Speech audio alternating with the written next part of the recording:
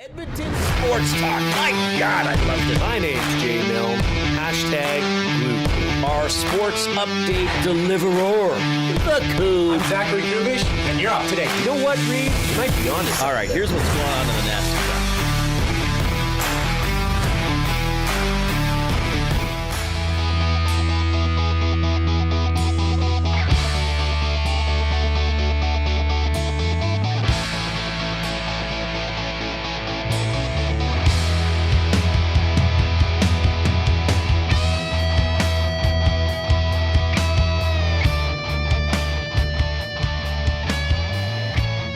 The number one question asked today at Edmonton Sports Talk.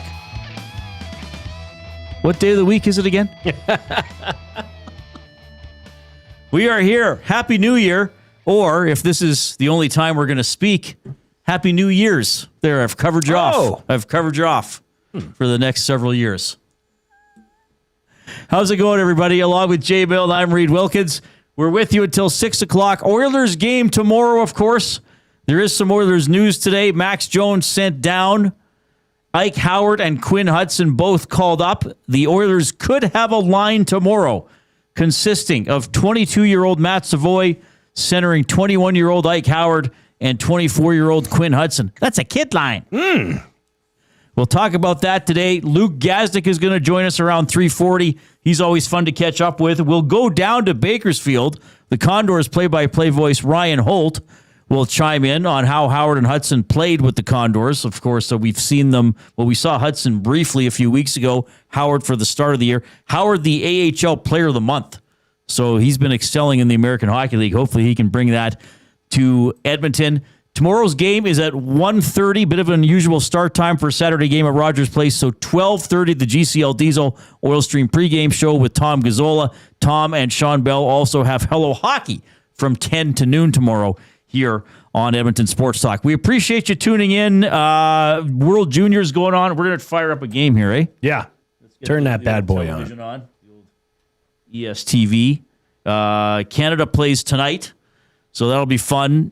Plenty of college football yesterday. Big weekend coming up in the NFL. Jay has some fun storylines to watch for. And what I appreciate about what Mr. Milne has done here, they have nothing to do with who's going to make the playoffs or be seated where. So a bit of a teaser for you there. One play does. Oh, but you have a whole bunch of other stuff. But I got some other stuff. For later on. Fun. Fun weekend of football. Did you watch? Well, I know you did a special family. Yesterday you took part in a Milne family annual custom that has become a yearly tradition. Yes, it's great. It's the Rose Bowl Chinese food celebration. Oh, so it's specifically for the Rose Bowl. Yes, and I didn't get to watch the Rose Bowl. That was Alabama, Indiana. It was terrible. It was an awful football. Which one game. was Oregon, Texas Tech? Earlier. Oh, okay. The game of the day was the Sugar Bowl at night. So I watched most of that one. Yeah, that was a good game. I shouldn't say, if you're an Indiana fan, that was an incredible game. They crushed them. They looked like Alabama. It looked like the roles were reversed. How Alabama used to beat How teams. Alabama should beat Indiana is how Indiana beat Alabama. Right. A steady, full thrust of running, a healthy dose of passing, but timing was right. Purpose was, the offense was clicking. The MVP of the game, Reid, was not the Heisman winning quarterback, Mendoza. Right. It was Mendoza! It was an O-lineman. That tells you the story of the game. Okay. When an offensive lineman is given the MVP of the Rose Bowl. It's really interesting watching college football. The largest, the 5 or 6 largest stadiums in the United States are all college football stadiums. Ole Miss and Georgia. 2 teams from the Southeast. They're in the same conference, right? Mm-hmm. Exciting game. So you and I were talking earlier, and people who watch this game, they may have seen it. There was a long pass that Ole Miss completed I can't remember how much time was left, about 25 seconds, because then they just threw a bunch of incomplete passes. Which was hilarious in its own right. Yeah, they didn't even, you could have thrown one to the corner of the end zone and tried to get a pass interference or something. So the passion, some would say mania. It's a grown woman we're talking about. They cut to a close-up of a woman cheering for Georgia, and she was pretty much... Distraught. If she wasn't already in tears, they were coming because the loss was imminent. Georgia on her cheeks. Yeah. Probably had eyelashes that were Georgia color. Like, it's incredible to see how excessive they are in their fandom. Well, and she broke down. It was like her firstborn getting married. But it was them losing to Ole Miss. What a story Ole Miss is. Like, if you can't now get on and get behind Ole Miss after Lane Kiffin, that dirtbag, jumped ship at the end of the season before the playoffs and went to LSU, screw you, Lane Kiffin, screw you. Ole Miss pulls the upset. And now, how can you not want them in the national final? Well, and this has happened before in college football, right? Coaches leave, or college sports. This is different, Reid. He left a playoff football caliber team to go to a non-playoff team before his old team even started the playoffs. Right. It's bonkers land. Well, there was a year. He took the bag. I want to say it was 1989 because I was following NCAA basketball. I believe the Michigan basketball coach, I got to look this up. The Michigan basketball coach accepted another job right before the tournament. But most times they got fired. They'll stay on. Or there'll be rumblings that this coach is going to jump ship after. Lane Kiffin just private jet was waiting. Yeah, what was the story here? So, the 1989 Michigan Wolverines won the national title. The head coach was Bill Frieder, who was dismissed before the tournament and replaced by Steve Fisher. So I think it was Frieder, maybe it was Frieder. What was the story there?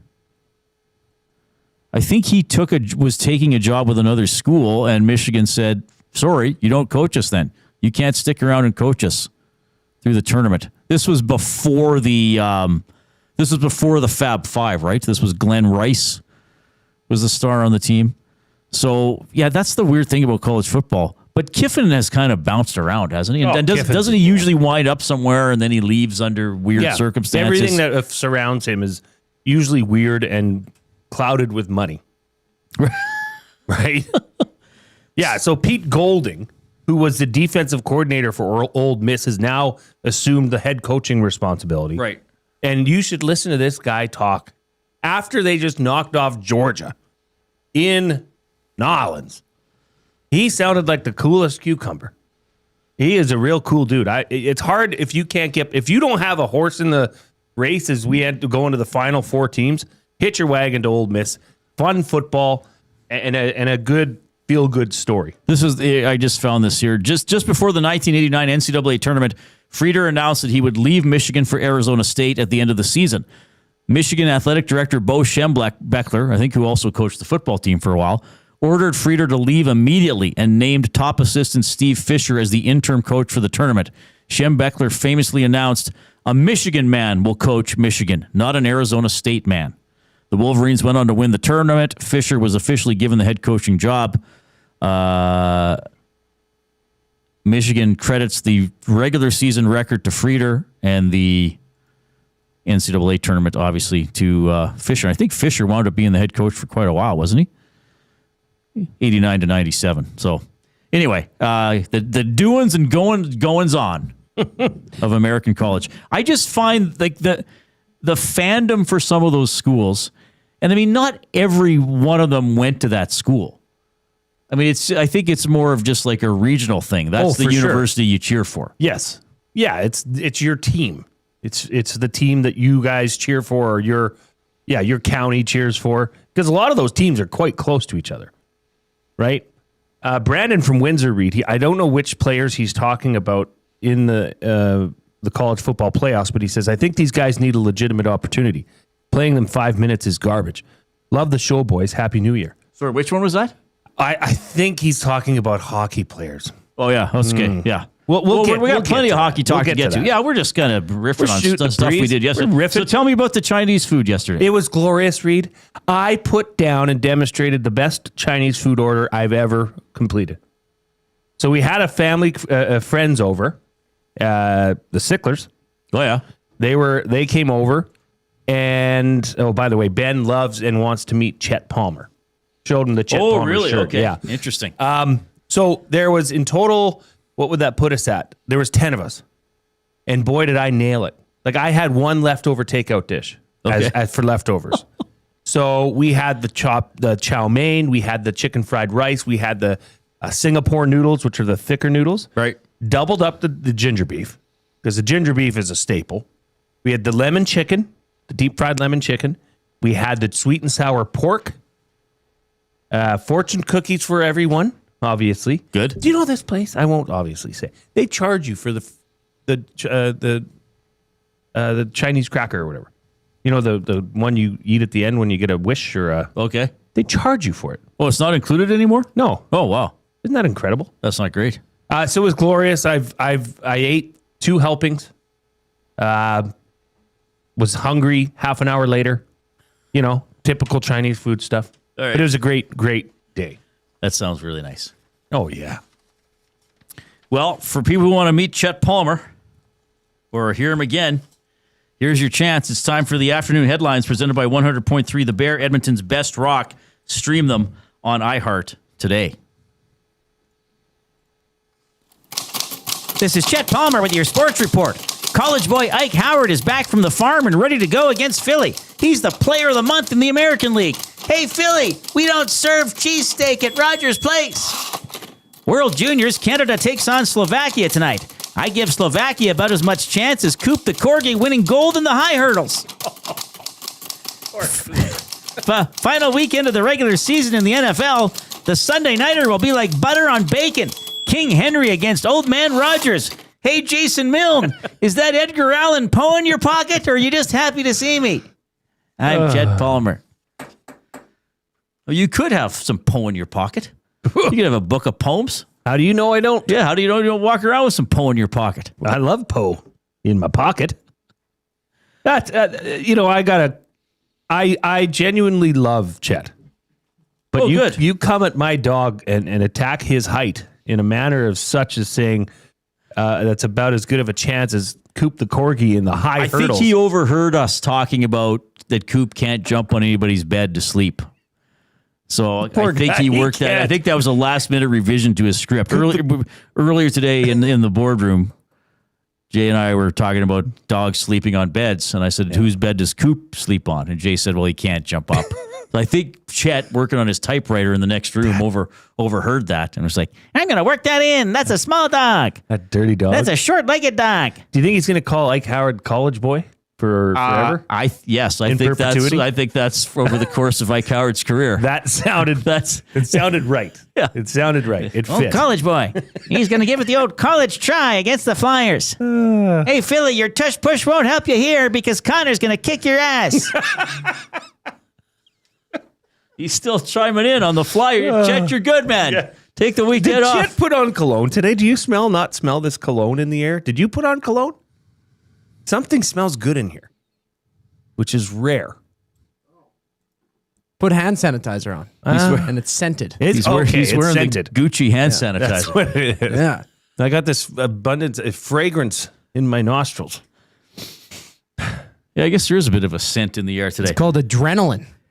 Oh, wow. Sweet. We're happy to hear your description of your scent or whatever else you want to tell us. 780-218-9999 is how you text us. It's the afternoon inbox powered by River Cree Resort and Casino, home of Tap 25 restaurant where the entire menu is 50% off 7 days a week from 2 to 5 p.m. You can email jay@edmontonsportstalk.com or reid@edmontonsportstalk.com. And you can just listen to us streaming audio, iHeartRadio, TuneIn Radio, and you can also get us on YouTube. If you are there, subscribe to Edmonton Sports Talk if you haven't already. You can join the chat going on in the Nasty Chat. Always some fun personalities there.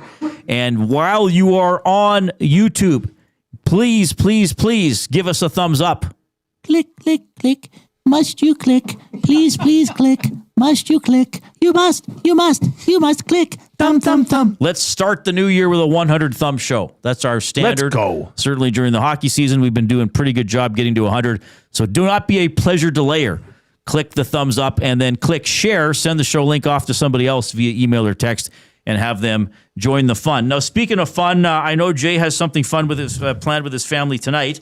And that's going to be the jumping off point for the off-topic topic. Courtesy William Huff. Since 1952, William Huff has provided industry-leading advertising solutions for thousands of valued clients. Their unparalleled customer service, combined with decades of industry expertise and a desire to make every job the very best can be, is what they call the William Huff Advantage. Visit their website at williamhuff.com or give them a shout, 780-454-4536. Zootopia 2.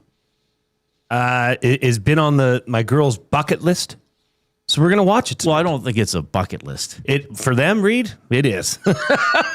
That's okay. You know, the Rose Bowl in Pasadena. That's on my bucket list. What's on theirs? Zootopia 2. All right, fair enough. Now, friend of the program and former guest of the program, Andrew Ford, a former teammate of mine, was one of the leads in the animation for Zootopia 2. Oh, nice. So we're going to have to watch the credits. Is this a Pixar film? You know, that's a good question. Zootopia 2. Yeah. No. It's a Disney Animation Studios. Disney, because he works for Disney. Yep. So that's what's going to happen tonight. Zootopia 1, if you haven't watched it, it's like these new animated movies that are equally funny for the children and still worthy of watching by the parents. Right. You know, they can appease both crowds. So yeah, the jumping off point was, and the boys on the afternoon, EST afternoons, were having a little discussion about it during Zach to the Future, but it's simple. The off-topic topic for William Huff. What is your favorite animated movie of all time? And please include a why. Why does this one stand out more than the others? For me, Reid, this is just, it's a simple answer. And I don't think this is like your Christmas character draft that you knew nobody would guess. This is the movie for me. I don't think anybody would ever guess it. But it's Robin Hood. Disney's Robin Hood. Oh, wow. Okay. The animated version from long ago. Right. But that was a movie that it just hit in our house. We played a lot of it.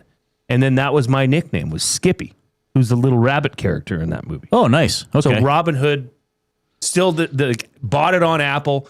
The girls have watched it with me several times. So that's that. Well, see, I'm going to be at a disadvantage here. Well, I'll have a shorter list to choose from. As people know, I don't have kids. I don't like joy. That's true. So I have not seen Beauty and the Beast. I have not seen Aladdin, I don't think. I know I've seen Lion King. I've certainly seen some of the Pixar movies or the newer wave of animation. You've seen Toy Story. I've seen the first 3 Toy Stories, I believe. That's about all you need to see. Yeah, they're good. But I think one for me, and again, I've forgotten details about it, but I remember thinking that's a fun, clever, sweet, funny movie, was Ratatouille. I'd probably say Ratatouille. Ratatouille is up there. It's a good movie. Like, it's a good family fun movie. Right. Coob, what do you got? Who's your favorite animated movie of all time? There's a few that come to mind right away. Ratatouille was one of them. WALL-E as well, but it's got to be Up. That's just that's one that, you know, can make a grown man shed a tear because of what happens. It's just a very wholesome movie. There's a lot of funny parts in it. I think everyone can like the movie at any stage in their life. I wonder why they haven't dipped into that well and came up with Ups or something. Ups. The UPS. sequel. Yeah. Up again. And it's sponsored. Up again. Yeah. More uppity. Higher. Higher. Oh, higher. Yeah. Could just go like that. But, Yeah, Creed could write the song. Yeah, that would be a good, that would be a good track. But good animation and everything like that, and a movie I think about very often. Yeah, see, I just Googled best animated movies. I have not seen many of these. Elio? Yeah. Now there's an Academy Award for best animated. So Shrek won the first one of those in 2001. Finding Nemo won. I haven't seen Happy Feet. I haven't seen Cars. What? Like, most of You these need I haven't to watch seen. Cars. Cars is Like, legit. I haven't seen Frozen. Yeah. Come on. Let it go. Oh, I saw Inside Out. You should watch. I've not seen Coco. You would like Frozen. You would, because there's Jay, listen, Linda. Let it go. Listen. Let it go. Let it go. You would like, especially Frozen 2. There's a Frozen 2? Yes, and there's more of a magical, kind of whimsical approach to the story of that, which you know, like sci-fi-ish. All right, maybe I'll watch them tonight. They started But you singing gotta- and I turned it off. Yeah, to James in the Nasty Chat, I was going to name that film and then decided not to, but thanks for posting it. That's funny. All right. Someday I'll watch the Frozens. So maybe today. Probably not tonight. I got to watch World Juniors tonight. Yeah. And tomorrow I got to watch Oilers, and I got to watch Seahawks 49ers.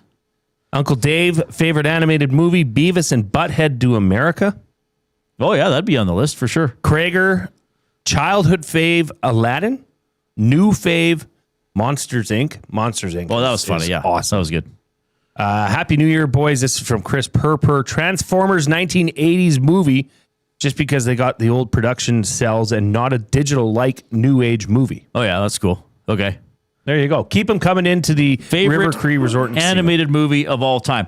Luke Gazdic in about 20 minutes. And coming up next, a New Year's edition of Benny's Blind Rankings with Ben Thompson. Here's the Coop.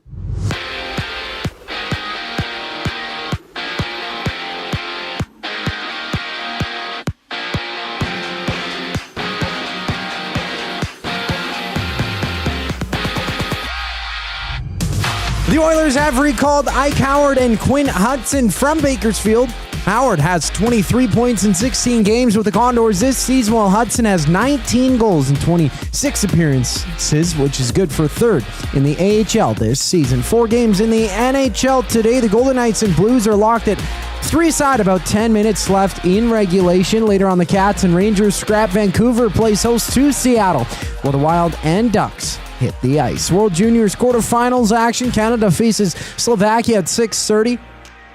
And at the end of the first period, Switzerland leads Czechia 1-0. Olympic news: Team USA and Finland and Sweden have all announced their teams for the upcoming Olympics. Mattias Ekholm did not make the cut for the Swedes after making their Four Nations roster last year. And for the Elks, Brock Mogensen has signed an extension to stay in Edmonton through the 2027 season. To the Association, OKC and Golden State tip off at 8 o'clock with 10 games around the NBA today. This sports update is brought to you by Windsor Plywood Leduc, locally owned and operated, serving Leduc and surrounding areas since '93. They have doors, flooring, baseboards, and of course, they have plywood. Go see the knowledgeable staff today at Windsor Plywood Leduc. Benny's Blind Rankings is up next. I'm Zachary Kubish, keeping you up to date. 2 guys and a goalie. They have 7 defensemen from last time. Say Parayko or Harley are out, and Schaefer could be there for the experience, and you know he's going to be on the next Olympic team, and Bush can be there. If something happens to Makar, you slide Bush in. I'm okay with it. No, I'm still kind of surprised he's even in that conversation now at this point. But I think the only reason that he would be if Makar gets hurt. 2 guys and a goalie, presented by GS Construction. Tuesday and Thursday afternoons at noon, only on Edmonton Sports Talk, your clear choice for Edmonton sports. We have what you're looking for. GD Liquidators is Edmonton's one-stop shop for new and used warehouse, office, and industrial items since 1987. You'll find what you want when you want it. Give us a call, visit us in-store, or check out the monthly auctions at gdliquidators.com. 100% Canadian-owned and operated. We have what you are looking for. GD Liquidators. UFC 324 is live Saturday, January 24th at the Canadian Brewhouse. With TVs at every turn, ice-cold drinks, and non-stop action, you won't miss a second of the fight. UFC 324, live at the Canadian Brewhouse. Our house is your house. GCL Diesel has been serving oil country since 1972. From diesel cars to SUVs to pickups. From farm tractors to school buses to a big rig. From diesel generators to forklifts, GCL can test, troubleshoot, and repair all diesel fuel system components. Whether it's injectors, pumps, turbos, filters, or additive, GCL has the parts you need to keep your diesel running the way it should. For genuine diesel parts at wholesale prices, visit GCL Diesel in the West End or online at gcldiesel.com. GCL Diesel. Diesel understood. Hockey is heating up, and so is the excitement on Play Alberta.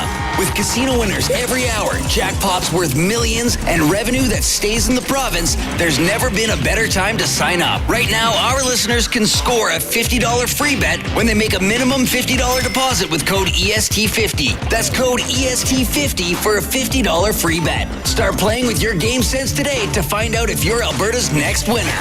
Must be 18 plus to play. If you gamble, please use your game sense.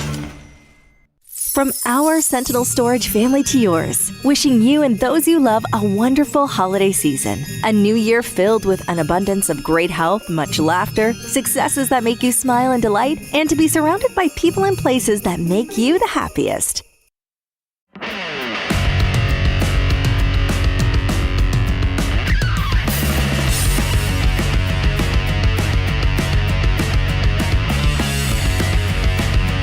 All right, hope you're having a great Friday afternoon. Along with Jay Milne, I'm Reid Wilkins. We, of course, are coming to you from the Canadian Brewhouse studio. Wing flavors of the month for January.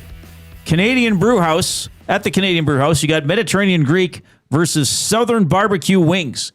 Try them anytime or for 69 cents all day, every day. Wing Wednesday. Well, I botched that, didn't I? Try them anytime. Or for 69 cents all day, every Wing Wednesday. Yes, that's what it is. Yes. You can try them anytime. You can. On Wing Wednesday, they're 69 cents. Boy. Oh, cool. Well, hey, it's the first show I've done this year. I'm going to be a little rusty. Take it easy on the old feller. The Canadian Brew House, our house, is your house. Look who's here. Ben Thompson is here. What's going on, baby? Oh, nothing much. How about you? Well, we're ready for your blind rankings. In fact, we're going to make this fired up today. We're fired up to have you. For Gemco Fireplaces, proudly serving Edmonton and area for 45 years, the authorized dealer for Napoleon fireplaces, whether it's gas or wood burning, look no further than Canadian-made Napoleon fireplaces. All the Napoleon products you need are available at Gemco, 9281 50th Street. What do you have for us? Well, wait, where's the jingle? I don't have the jingle. Let's get the jingle. Come on, we're going to christen this segment properly. You need it. Yeah, you can tell us what it is. You got it? Yeah. Rock it. All right, what are we ranking today, Ben? That is not. Is that it? I think this is BBR1. I think this is the song I first slow danced to in junior high. Oh, here it is. Is this it? I can't hear it. So. Penny. There you go. All right. It's funny. My buddies now, this is all they sing to me now whenever I see them. They know you. All my friends that are back in town for the holidays, they all just sing all the to me. homies back in St. Albert. Yeah. Shout out to my homies. Shout out to the North Siders of St. Albert. Yeah. That's the bad part of town. Yeah. Okay. So a few years ago at Ched, one of my friends was doing a remote. Yeah. In St. Albert at a show home, and she was like, "Check it out. It's such and such." Periwinkle Lane. And I was like, she finishes her cut in during a commercial and I phone her and she picks up the phone and I was like, Periwinkle? She's like, I know, it's so St. Albert. Like, what do you live on? Butterfly Valley Road? Alrighty. Lollipop Lane. You guys are going to blind rank today. I have a list from Good Housekeeping. The most achievable New Year's resolutions you'll actually keep. Oh, interesting one. Most achievable ones you'll actually keep. I have the top 65 here. That you'll actually keep. And you'll actually keep them. And Good Housekeeping, there is no more esteemed publication. No, I hold it in high regard. Okay. I will start this off. How many are on the list? There's 65. Holy crapoople. I didn't go any lower than 30. Okay. So these are New Year's resolutions that you'll actually keep. Wow. Okay. Ready? Your first one is buying yourself flowers. Buying yourself? Buying yourself flowers. Yeah. I'm going to put that 4. I don't think you'll probably have something lower, but I don't think many people would follow through with that for the entire year or for several months. I could earn, and after a while, you might be like, I'd sooner spend money on my lunch. Yeah. So I'm going to put that 4. I'm tempted to put it 5, but I'm putting it 4. Buying yourself flowers. Yeah, I'm going to put it at I have never heard anybody make that resolution or have that as a goal at any time in their life. Well, I could see buying flowers for your significant other. Yes, but for yourself, it says by yourself. or like having more overt acts of affection towards your partner, perhaps. Okay. Well, there was a period when I would have flowers delivered to the office. Really just to spruce the place up, though, not for me specifically. Okay. I put that at 5 for me, Coob. Okay. So Jay goes 5, Reid goes 4. Next is quit multitasking. To quit? Yes, to quit multitasking. How achievable is this actually? Well, hang on, I'm just writing an email. Yeah. By the way, we have to get the game going. Some game on me do that. Other TV here. Let's put that up. Why would you want to quit multitasking? I would say this is something hang on. This makes multitasking look like it's frowned upon. Yeah. People that are very successful multitask on a high level. Right. Shame on you, home and guard. This is home. Home key. But there's a good difference. housekeeping. There's a Good difference housekeeping. between effective. There's a difference between accomplishing a lot of things and focusing on what you need to do at the time. Right. So I think in my mind, it's saying, okay, you have a lot of things to do. Finish one thing, focus on it, finish it. Don't think about anything else, then move on to the next task. But I'm going to say people are quite poor at this. I'm actually going to put this 5. Okay. Jay? I wish I had a 6. It's fair. Quit multitasking. It's going 4? Yeah, I'm going to go 4. Okay. This I want to know I need some answers on who put this list together. All righty. Good housekeeping. Good housekeeping. Huh. Okay. Next is to get more steps. What? Sex? To get more steps. Steps. I said steps. I thought you said, I said steps. That's a weird way of saying that. I'm going to put this 2. I think.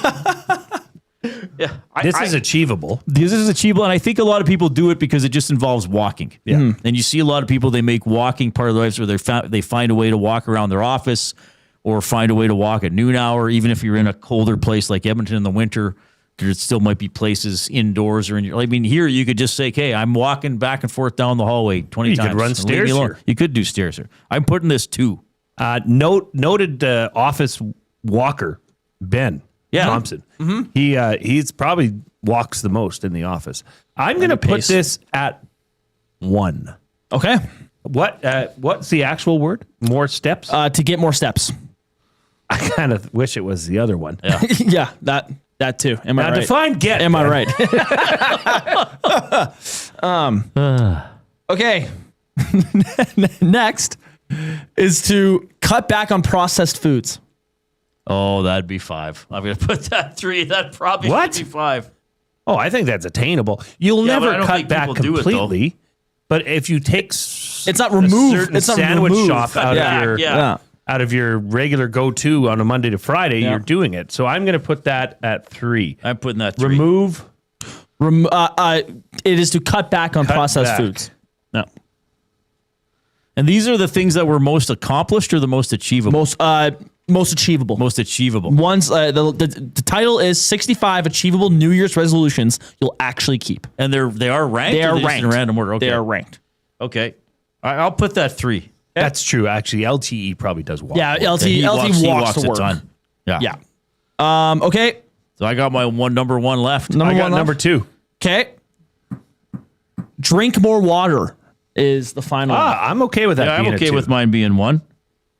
Because you see a lot of people doing that, walking around. Every person and their dog has a water bottle the size of my torso. Yeah, that's true. They are getting they big. rock so around. You got me like just this modest-sized cup that I keep water in. So I'm not all like.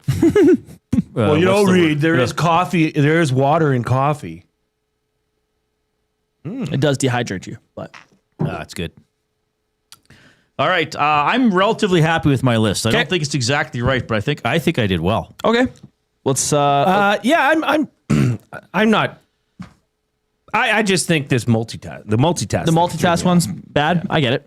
Okay, I don't think it's bad. No, it's just multitasking can be a skill. Right. Yeah, That is helpful. Very high skill. I agree. Okay, I'm going to go from the bottom to the top. What should be number 5, coming in at 17th, is get more steps.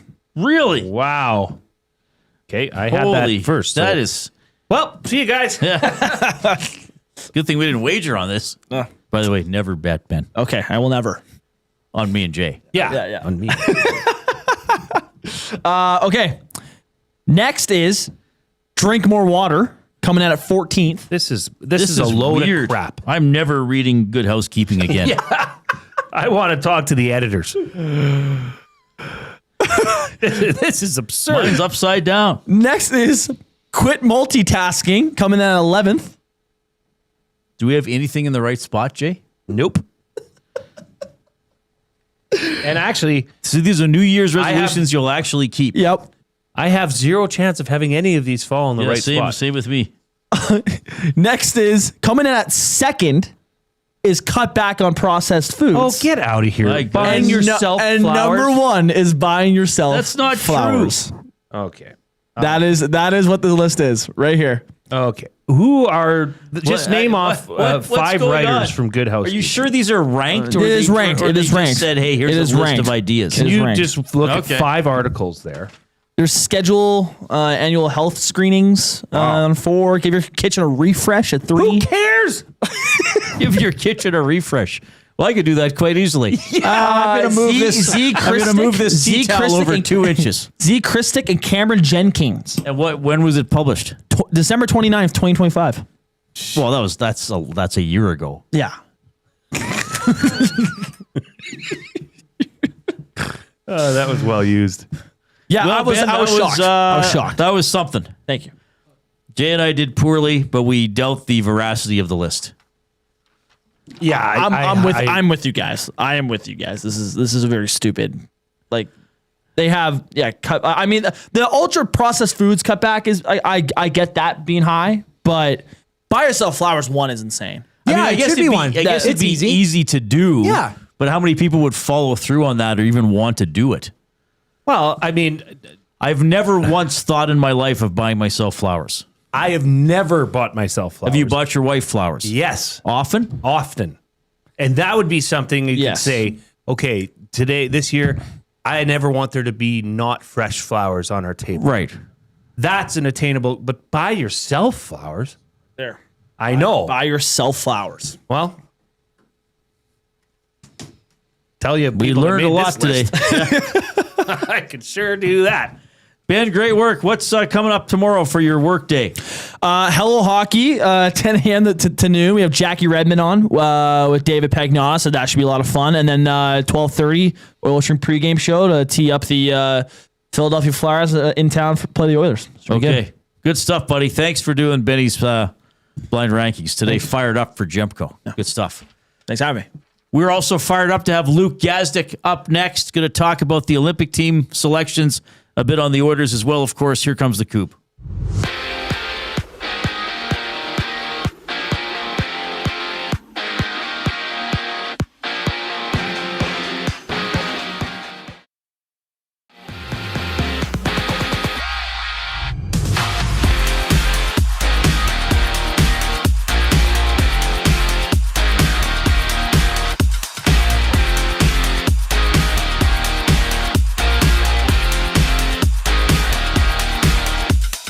The Oilers have recalled Ike Howard and Quinn Hutson from the Bakersfield Condors. Howard has 23 points in 16 games with the Condors this season, while Hutson has 19 goals in 26 AHL appearances. 4 games in the NHL today, 1 game wrapped up, and on the way it's the Cats and Rangers scrapping. Vancouver playing host to Seattle, while the Wild and Ducks hit the ice. World Juniors quarterfinals action. Canada faces Slovakia at 6:30.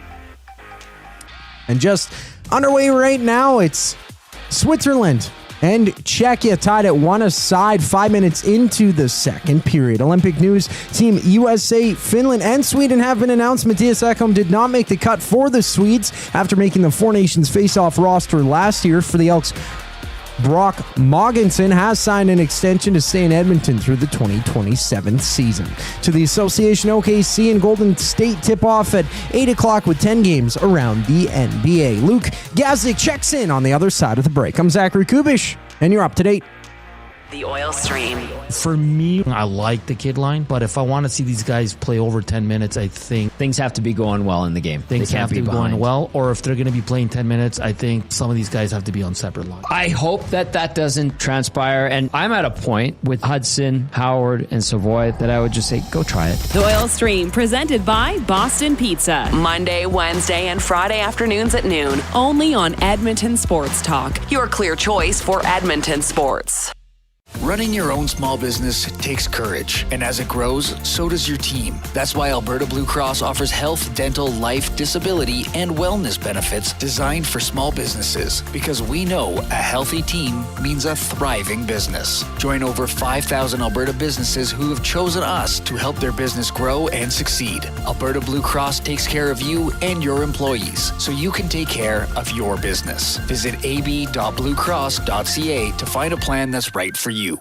At Firehouse Subs, our subs are freshly toasted, stacked high, and crafted to satisfy. Each sub is piled high with premium meats, melty cheese, and toasted to perfection. Firehouse Subs brings bold flavor to every bite, all served on a freshly toasted roll. But we're not just feeding Edmonton, we're fueling it. Dig into the brisket hat trick, piled with slow-smoked brisket and melty cheese. Or go to the Firehouse Subs fan favorite, the Hook and Ladder. Made to order with smoked turkey, honey ham, and Monterey Jack cheese on a perfectly toasted roll. With 15 Firehouse Sub locations across Edmonton and the greater area, it's easy to grab a hot and hearty sub close to home. Firehouse Subs. Hot, hearty, made to satisfy. Looking for quality building materials and friendly advice? Visit us at Windsor Plywood Leduc, family owned and locally run since 1993. From interior materials for doors, flooring, baseboards, and all the finishing touches to all you need for your outdoor projects like cedar lumber for decks and fences, plus all the plywood you'd need. Our full-time on-staff carpenter can help with anything odd-sized or custom, and from domestic hardwoods to exotic selections, we've got you covered. And if we don't have it, we'll track it down for you. Windsor Plywood Leduc. We're the experts you need to know. New Year's Eve, join River Cree Resort and Casino for a spectacular show like no other. Get ready for Material Girls, an amazing tribute to Lady Gaga, Adele, Shania Twain, Madonna, Blondie, Pink, and Cher, capturing all the elegance and essence of these mega stars in one unforgettable concert experience. Material Girls, December 31st in the venue. Hurry, get your tickets now at rivercreeresort.com. River Cree Resort and Casino. Excitement, bet on it.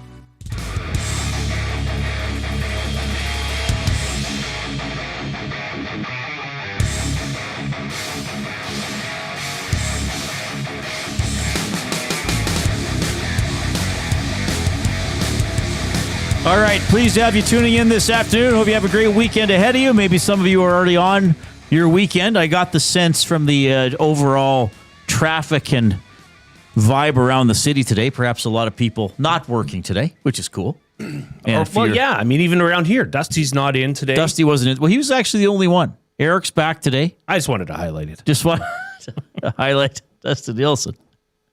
780-218-9999 is how you text us. That's the River Cree Resort and Casino inbox. We got Czechia and Switzerland on the television here early in the second quarter, 1-1 tie, so we'll keep an eye on that one for you. We're not going to say spoiler alert every time we give the score, okay? We mustn't. Canada plays tonight. Oilers tomorrow at 1:30. We're going to go to the Oil Country Towing video hotline. Oil Country Towing, Edmonton's most trusted 24/7 roadside rescue team. Fast, safe, and reliable for over 15 years. Whether it's game day or a snowstorm, we work as hard as your favorite team to get you going. Call 780-986-6088 for all your towing needs. He joins us weekly here on Edmonton Sports Talk. Every second week he's on this show. Former Edmonton Oilers Sportsnet's Luke Gazdic checking in. Luke, how are you doing, sir? I'm great, gentlemen. How you doing? I'm over at the studio here. Sorry, different location. I got, the shirt, no tie yet, but I'm just getting ready to go for some live TV here in about an hour and a bit. Well, I'd sooner have you shirt, no tie than tie, no shirt. Yeah, nobody wants to see that. I disagree. I disagree, Luke. You give me tie, no shirt anytime you want, okay? Maybe back in the Oiler days, but I'm all skin and bones now, Jay. Freaking skin and bones. I don't know if this is weird if I say this. I would be perhaps the only one in this room who has seen Luke shirtless. Because occasionally players will hold a media availability shirtless, or they'll change before they talk to you. You probably have, but I will say, my mom always told me, before I left for Edmonton, she said, if you ever get those interviews in the dressing room, you're standing around and you have the reporters around you, she's like, shirt on and stand up. She's like, I can't stand watching these guys who are sitting down in their stalls and, they look all like unmotivated in this. So I always tried to at least, look good, feel the part. Well, maybe this is because we'll get into some Oilers stuff here for sure. But maybe, was there a player that stood out to you as one of the, I guess I'll just say, most comfortable players in the locker room that, because, there's reporters around, some are male, some are female. You can wear whatever you want, however you want kind of thing. Who was somebody that stood out for you that, expressed themselves the most or least, I should say? Probably Matty Hendricks. That guy did what he was good about it, but he just did whatever he wanted when he wanted. He was an absolute wild card, but I loved him to death. You never knew what you were getting from Hendo. All right. I did not expect Jay to ask that question. Well, when who's the most comfortable nude? Yeah, who's the biggest nude in the Oilers locker room? We were all super respectful. Super respectful. By the way, I probably know this. They're not, and even when the new dressing room is different. They're not changing when the media comes in.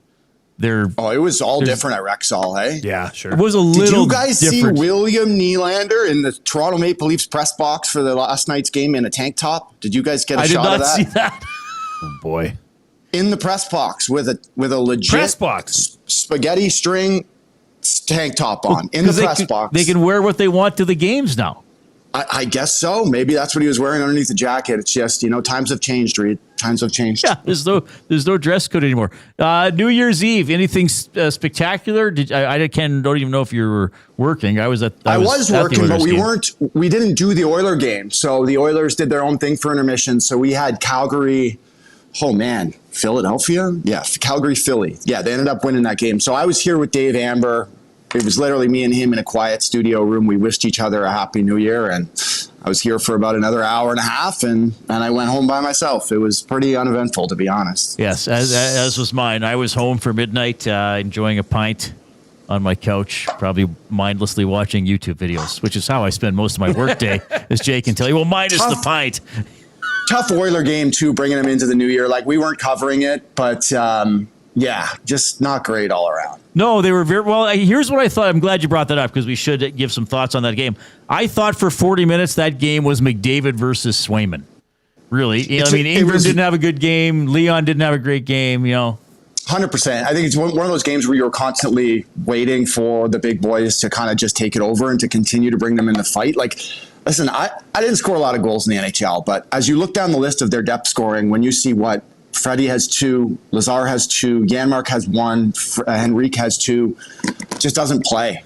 It just doesn't play anymore. It has to come in levels and it has to come in waves. The better you are at that, the more success your team's going to have. And there's a reason these kids are getting called up right now. You can only have prospects playing so well at the American League level that you cannot, look past it anymore. And in games like that, where in Boston you're getting goalied a little bit, but you need some scoring from somewhere else. And it just didn't happen on that particular night. Your power play can't go for 5-2, which was shocking. But yeah, there's a reason the kids are coming up, man. They need a little bit of offense out of their depth scoring here. And the line might be, and we're going to have a clip from Knoblock on this a little bit later on when we get to the Oil Understood for GCL Diesel. The line might be Savoy, Howard, and Hutson. Now, look, Howard and Hutson have been here before, especially Howard got an extended look earlier in the season. I guess I kind of have a twofold question for you. Like, realistic expectations for those young guys to be a third line, and then what's the vibe in the locker room for some of the players that might be quote-unquote replaced by these younger guys? You know what I mean? I mean, it's an awkward, I don't want to say it's an awkward situation. I'll go there first because, that's what I looked at all the time. Like, as the season would go along and, yeah, I'm doing my thing, I'm playing my role, but I'm not scoring a ton. And I'm looking at the rosters from Bakersfield, these kids tearing it up, just waiting to hear my name be called into the GM's office. Like, every day for me at almost every day at the NHL level was kind of like that, where it's like, it's next man up. Like someone's always ready and willing to come and take your job right from you. And whether that's just for a nightly game or whether that's your spot on the lineup, like nothing is ever really guaranteed for bottom six forwards. I do like that they're playing together. You have to give these guys every possible chance to succeed. I never liked bringing kids up and playing them 6 minutes, no special teams on the fourth line. I also know like they've changed the thought of it at the American League level, where most coaches at the American League level now are running the exact same systems that the head coach in the NHL runs. So that then when they come up, there's not much thinking. They can just go and play. You don't want to have to teach a player a whole new system on top of him wanting him to produce offense. So I think they should be able to step in and contribute right away, especially if they're playing with each other. I understand the pace will be a little different, but the guys always say it. It's almost easier at the NHL level because guys are always in their spots. Guys are where they're supposed to be. Passes are on the tape. And if you have skill like they do, you should be able to walk in and contribute at a third line level. Well, I mentioned Ike Howard, player of the month in the American Hockey League, 23 points in 16 games with the Condors. We saw Hutson score during a brief appearance with the Oilers a few weeks ago, 32 points in 26 games. And possibly Savoy as their center tomorrow. Luke Gazdic on the Oil Country Towing video hotline. I should get some thoughts from you on the Olympic team. We knew McDavid was going to be on it. I didn't think Bouchard really had a shot. I didn't think Hyman would be selected, though I would have loved because like he's the most reliable player in the league. Like, in a tournament where you do not have time to build chemistry. That was one of the reasons that I heard that they kept a very similar roster to the Four Nations, is that they don't have a ton of time for guys to develop chemistry and bonding and all that. You have a guy that scored how many hundreds, like goal after goal with McDavid. You don't have to think twice about who's going to play with him. I think at the same point too, Reid, like I didn't think he was going to be there, but it was one of those ones where it would make a lot of sense if he was. Boosh for me was the one that I don't want to say I laughed it off in like at the beginning, but the more I thought about it, I was like, this makes a lot of sense. I think, especially because you can dress 7D, you dress 13 forwards in 7D. You can have a guy that you can shelter. You don't have to start him in the D zone. He can play strictly power play. If anything happened to Cale Makar, he could step in and quarterback a PP1.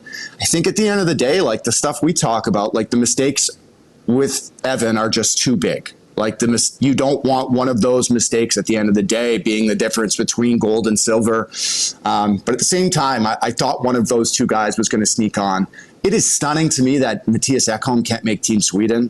I just went through that decor. I'd probably take him over every player, but maybe Rasmus Dahlin, Forsling, Hedman.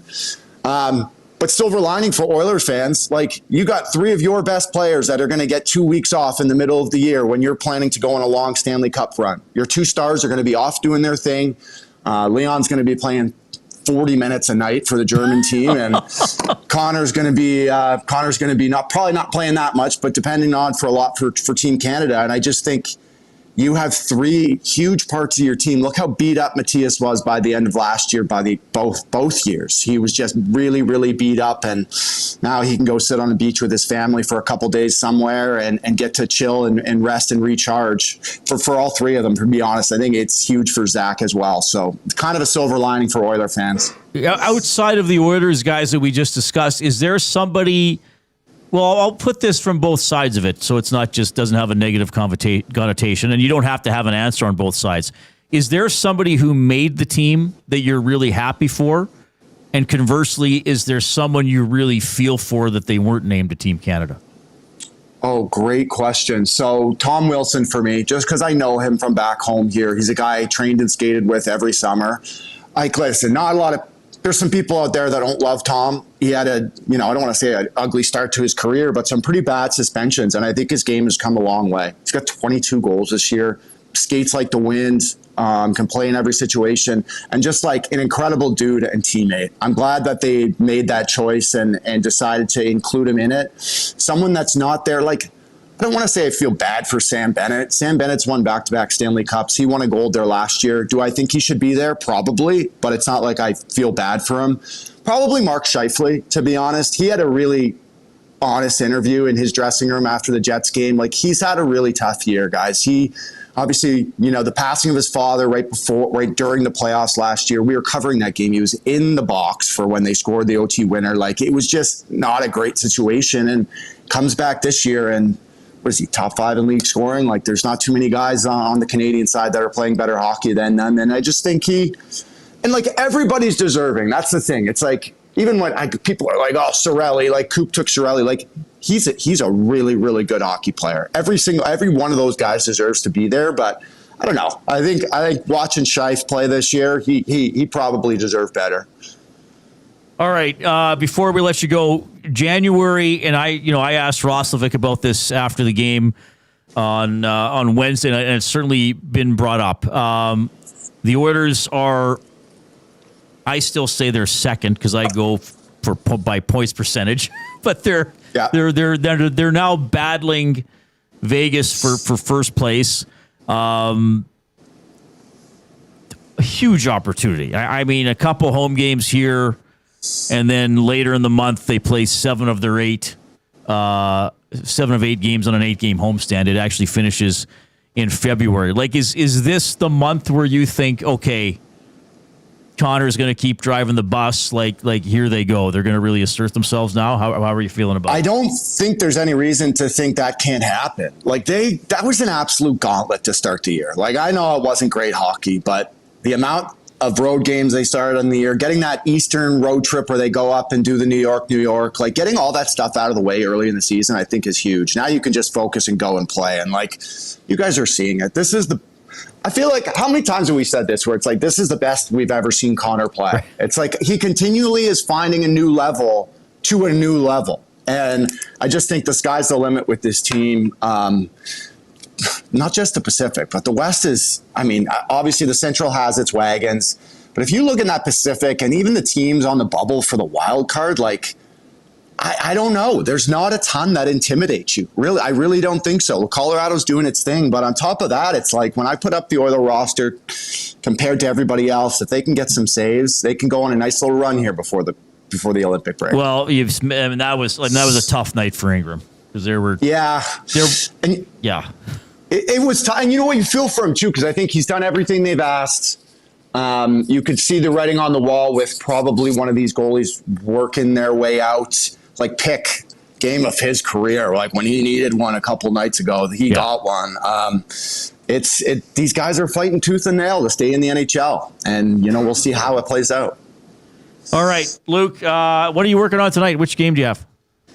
So we're just doing a Hockey Central show at 5:30 Mountain Time. I thought we were doing the intermissions for the Winter Classic, but they're just taking the U.S. broadcast. Okay. So we're waiting until like 10:30 for I think it's Seattle, Vancouver. We're here for a while tonight, but okay. Enjoy the Winter Classic. Enjoy the junior game. Hopefully those boys can pull it off too.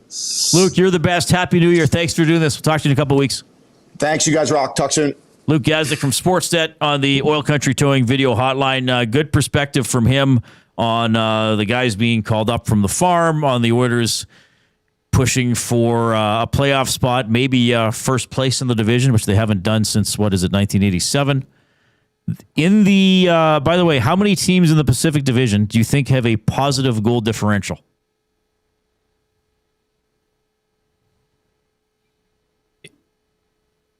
3. 0. I was going to say, do the Oilers even have? Edmonton and Vegas are -1. Anaheim -4. San Jose -15. Seattle -13. LA -5. Calgary -9. Vancouver -24. The Oilers are at their halfway point. They've played 41. They have 46 points. That's only a 92-point pace. Didn't I have them at 98? I think I had them at 98. I brought this up earlier in the boardroom. In terms of points percentage, the Oilers are 16th overall. Right. So the Pacific Division is not strong, but an opportunity here in January for the Oilers to bank some points. You, of course, can get in touch, 780-218-9999. That is the River Cree Resort and Casino inbox. Happy hour featuring $5.25 drinks at River Cree Resort and Casino. Available Sunday to Thursday, 9 a.m. until 7 p.m. You can also post in the Nasty Chat on YouTube. Send us an email, Reid or Jay at EdmontonSportsTalk.com. And give us a thumbs up on YouTube if you have not done so already. We want to get to at least 100 thumbs. We are halfway there, a third of the way through the show. So if you haven't given us a thumb, don't be a pleasure delayer. Get in there and do it right now. All right, Jay's play of the day. You got a double duty. You got a double header. You got more options than you can shake a stick at. Well, we'll unveil one. What are we only unveiling one? And then we'll unveil one later. We don't have a show tomorrow. I know that. You actually have a plan? Reid? Jeez, I got to start paying more attention. Hard to believe.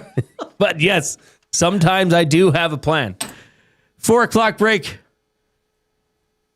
The Lock Shop. So you go Thursday, Friday, Saturday, Sunday, Monday of some sort of football playoffs being played. Yeah. Drink it in, baby. Give it to me. As much as the Oilers are busy this upcoming month, 15 games, and so those days, 8, 9, 10, 11, 12, I'm going to be a little busy watching. And CFL tampering window, always slightly open. The Lock Shop, weekday mornings at 11, only on Edmonton Sports Talk, your clear choice for Edmonton sports. Looking for flooring? Paramount Flooring has it all. Sales, service, and expert installation with options for every style and budget. Open 7 days a week. We've got you covered. Quick delivery and in-stock deals. Plus, EST listeners get 10% off. Visit ParamountFlooring.ca today. You've always known GCL Diesel as the experts in diesel fuel systems. But did you know that GCL is also your source for turbochargers and turbo repair? As a turbo supplier for Garrett, Borg Warner, and Holset, GCL can provide genuine original equipment turbos at wholesale prices. Whether it's diesel, gas, natural gas, or performance, we can provide you with the turbo or custom repair you require. Turbo questions? We've got turbo answers. Visit us in the West End or online at GCLDiesel.com. GCL Diesel, turbochargers, understood. Where holiday cheer meets great beer. This season, celebrate at the Canadian Brewhouse. From plated dinners and festive buffets to casual pub-style parties, we've got the perfect space for your crew. Book your holiday party today at thecanadianbrewhouse.com. Weiss Johnson, whoa. Hi, Dennis from Weiss Johnson here, and we're excited to be partnering up with the Nielsen Show and have a special deal exclusive for Nielsen Show listeners. Get 10% off any new Trane furnace, air conditioner, or heat pump installation from now until the end of October. Bundle a furnace with an AC or heat pump and get 25% off the package price. Get your home comfort now for all seasons with Weiss Johnson and Trane. Trane, it's hard to stop a train. Visit WJSportsTalk.com today. You've heard the name, but what does it mean? For over 66 years, William Huff Advertising has supplied signage from screen printing to digital to LED with design, production, and install in-house. It's a one-stop shop for all your signage needs. Edmonton owned and operated, William Huff has been trusted by the biggest companies and teams in the City of Champions and many others across the country to do the job. If you're looking for a way to get the word out about your company or event, they are the answer. Go to www.williamhuff.com. Their results speak for themselves.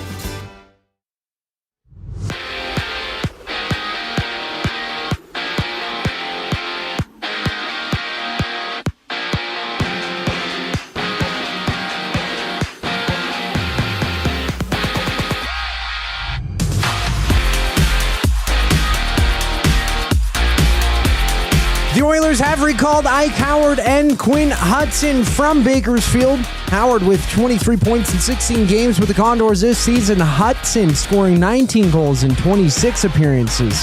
That's good for third in the AHL this season.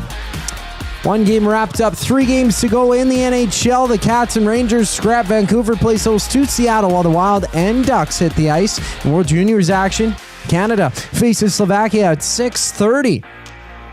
And right now, Switzerland trails Czechia 3-2 with 5 minutes to go in the second. What?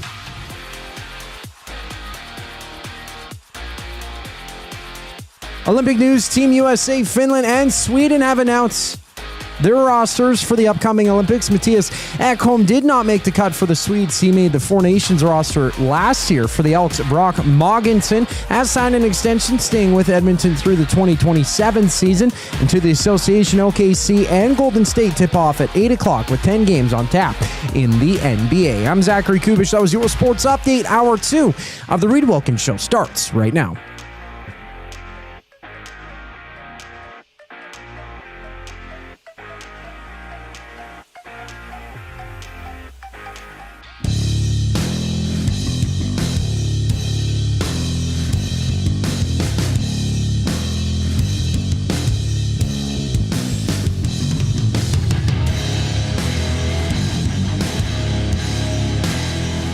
Sorry for distracting you, Coop. Czechia scored. Like, that was weird. Czechia scored just as he was giving the scores 3-2. And I tried to help him by hand signaling the number 4, and then I just screwed him up. That's my fault, Coop. No, I'm an evil man. There's no other way to put it. I'm an evil, evil man. No, you tried to help. Hey, it's a thought that counts. They shouldn't do that while you're going live on the air. No. Hey, it's a thought that counts. So one time, I'm walking around. I don't know what I was doing. I was at Ched. Halsey's on the air doing the sports. And then all of a sudden I hear somebody going, Reid, Reid, Reid. I'm like, oh, geez. So I kind of put my head around. They're like, in the in the control room. So Halsey did the sports standing up in the control room. He didn't do it in the studio. So the operator was right there next to him. So I'm like, isn't Halsey live? But I kind of popped my head in. Yeah, Reid, I'm losing my voice. I'm losing my voice. You got to come in here and finish. Yeah, sure. So I go up to the like, where are you? Because he's like, well, I'm just right here on this story. I think it was the year Todd Nelson was the interim coach. I'm just here on this story, but Todd Nelson, and he's going to say a clip here. Sometimes it's just the air, and you can't talk. Because there's that there's dryness in the air, and your throat gets really parched, and you start losing your voice. Like I'm losing my voice. He does like 4 minutes on losing his voice. He had to get me called in to finish the sportscast, and then he goes on for another 4 minutes on the process of a person losing their voice. The guy's one of a kind. He's one of a kind. Amazing. He's would he be one of the longest tenured voices, radio voices in Edmonton? Well, probably in Canada. Yeah, right. Yeah. Like he's been around. When did he start at Ched? Do you recall? Well, I don't know. Well, at Ched probably. Because when I was a kid, the Esks games were on CJCA. Right. Is that 9:30? What was CJCA? I think so. Yeah. And then I can see the car sticker still. Yeah. Because I remember listening to him when I was a kid. And was he always play-by-play? As far as I know. And then, because Ched flipped to talk in 93 or 94. Wasn't Wes Montgomery with him? West Montgomery, no. CFRN had the rights, I think, in 89 and 90. And Wes did it with somebody else, I think. And then I think they might have gone back to CJC or they went to Ched around that. Well, remember the Oilers were on CFCW for a couple of years. And then Ched got them. Who was the voice there? Rod. It was still Rod. It was still Rod, yes. Okay. I think Halsey might have missed a couple of years, late 80s, early 90s. Yeah. Anyway, that just came. I don't know why that came to my mind. Random things pop into my head sometimes. And sometimes jingles pop into my head. Hang on. It's Jay. It's play. Computer was muted. Jay. It's today. It's Jay's play of the day. It's Jay's play of the day. Jay's play of the day. Presented by Play Alberta. Gaming made easy anytime, anywhere. With Play Alberta, you have a full casino experience right at your fingertips. You can play from your phone, tablet, or computer whenever works for you. Download the Play Alberta app today and get started. Play smart, play local, and remember to use your game sense. Okay, so Jay's play of the day, the actual play of the day, is pertaining to two of the really only meaningful games over the weekend in the NFL. I would have liked to have done something Oilers related, okay? But they didn't have the player markets up yet. Okay. So, I don't know. Maybe they'll be up tomorrow morning. Maybe I'll slap something together on a Saturday. We'll see. Watch for it on X. But this is simple. I think the 49ers are going to win at home, even though they're home underdogs. And I'm not discounting Seattle. I think this is going to be a hell of a game. But I really feel that San Francisco needs this win to get first place in the NFC. Secondly, they get a bye, which will allow their all-star defense, their linebacker Fred Warner, to hopefully come back into the playoffs. Then they can have home field advantage all the way to the Super Bowl. 49ers to win, and I like the Ravens to win. Lamar Jackson's back. Aaron Rodgers has a lot to play for, speaking of incentives. But the Ravens at home, I think they're going to beat Pittsburgh. Probably a low-scoring game, but it doesn't matter. 49ers and Ravens to win money line. This has been boosted to plus 230. That's a good number for a 2-game parlay. Head on over to playalberta.ca, click on sports, click on EST specials, and you'll see Jay's play of the day. 49ers and Ravens to win, boosted to plus 230. And always remember to use your game sense. It's Jay, it's play, he's Jay, it's today. It's Jay's play of the day. It's Jay's play of the day. Jay's play of the day. All right, so 20 seconds left in this second period. Czechia leading Switzerland 4-2. World Junior quarterfinal. Finland and the States just getting going. Slovakia and Canada at 6:30. So, we'll be able to get home and watch that one. Well, you're watching Zootopia tonight. I'll watch the Canada game. The Winter Classic between the Rangers and the Panthers is at 6 o'clock. Any interest in the Winter Classic? Honestly, zero. Oh, and by the way, the Golden Knights lost to St. Louis, so that helps the Oilers. Well, yeah, Coach Mike says Vegas lost again, now 4 straight. They're keep doing favors for the Oilers. But the Oilers need to take advantage and win tomorrow afternoon. But no, if it's not Oilers related, I'm not hunting for it. Okay. Until playoffs. Well, playoffs, you're watching. But you're not like, game. an outdoor game in Florida. Not on a Friday night when over the holiday season. We want to go watch a family movie time with the kids. We don't watch movies. I'd sooner watch the World Junior game time. Oh, for sure. Yeah. I just want to. This comes in from a Teef in the River Cree Resort and Casino inbox. Happy New Year's, guys. You always put a smile on my face. I'm going through emotions of losing my mom. She passed away last Sunday. It's been tough. I'm hanging in there. Just wanted to ask you, Ole Miss beating Georgia last night, was that one of the biggest upsets in a long time in college football? Atif, we're thinking of you, buddy. Yeah. That's terrible. Sorry to hear about that. Glad we can make you smile, but that's got to be tough. So we're thinking of you. Was that one of the biggest upsets? I don't know because they played them like that. That's just 2 SEC teams. Ole Miss is on the rise. Well, isn't Miami beating Texas? Was it Texas Tech? They shut out. Yeah, that I mean, would that not be a bigger upset? I think the landscape of the NCAA football is changing drastically. Right. It's no longer SEC country. I mean, I think now it'd be hard to say that the Big Ten is not taking the reins over. I think Indiana now is the team to beat. I did not. I mean, the way they play is so effective and so efficient. They don't lose any steps. They don't waste any of them. Right. They don't waste a breath without putting it to work. That team is fantastic to watch. They laid the boots to a strong Alabama team in Pasadena yesterday. But Georgia didn't have the quarterback. I mean, now it's a team where whoever has the best quarterback is going to have a. Sorry, Miami beat Ohio State. Oregon beat Texas Tech. I got all mixed up there. Right, but like Ohio State, right? They were supposed to be, they lost to Indiana in the Big Ten championship, but don't worry, they'll be back. I think Indiana's just that good. Truthfully. Yeah, and I wouldn't know enough about college football to know if that was the biggest upset in recent memory. There must have been something during the regular season that was a shocker. Last year in this tournament, in this quarterfinal round, seeds 5, 6, 7, and 8 won. Yeah, a lot of parity. But they also argued, should have Boise State been a 3 seed? I think there was argument, should have Arizona State been a 4 seed? But Oregon was the number 1 seed in the tournament last year. Yeah, well, I mean, if you win, it's hard not to, right?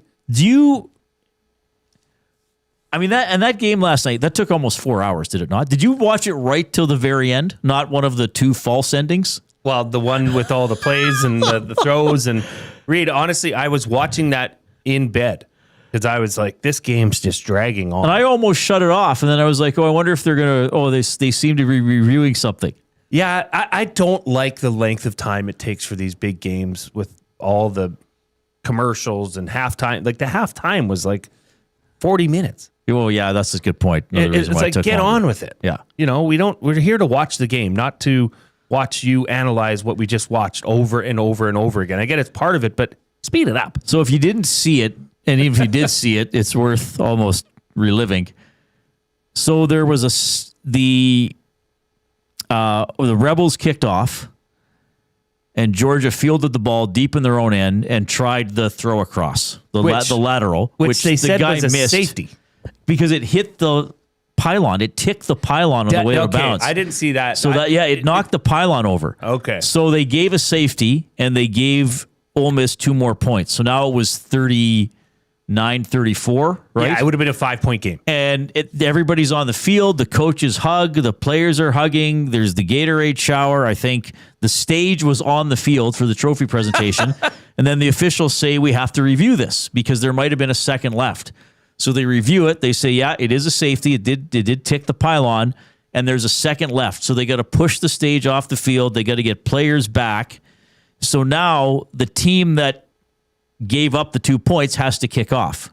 And in this case, it's the team that's behind by 5 points, Georgia.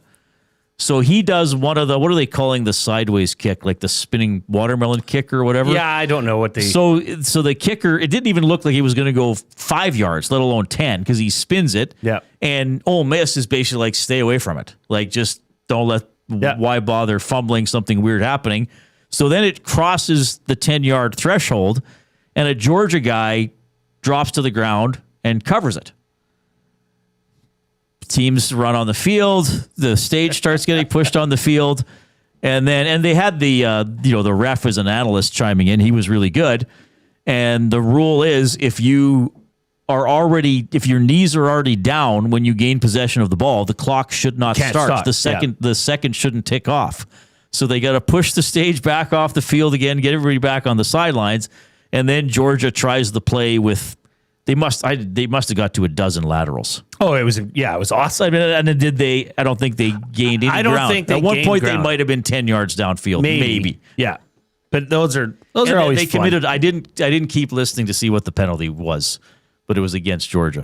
It was a block. Like one of the Georgia players steamrolled, just took a cheap shot at one of the Humpty Dumptys on the field for Ole Miss. Oh, right. Because you can't drill a player who's not. What do they call that? The tourist hit in the CFL? Wow, it was an ear hole. Like, it was bad. Right, which used to be a good play. Used to be applauded. Now it's you can't do that anymore. So that was just a while. But I think that's another reason why college football is so popular. I mean, yes, obviously in the United States, these institutions go back to the 1800s, some of them, right? The rivalries go back that far. It's much older than the NFL when you think about it. I remember that book, that Vince Lombardi book I referenced a few times. That's really good. Like, there was an era when it was almost considered like ignoble to play for money. It's like, well, it's cool you play for your college. Like, that's your school. But right. You're really going to go play for the Philadelphia Eagles and take money for what should be an amateur sport? Obviously, that's absurd now, but there sort of was that thinking.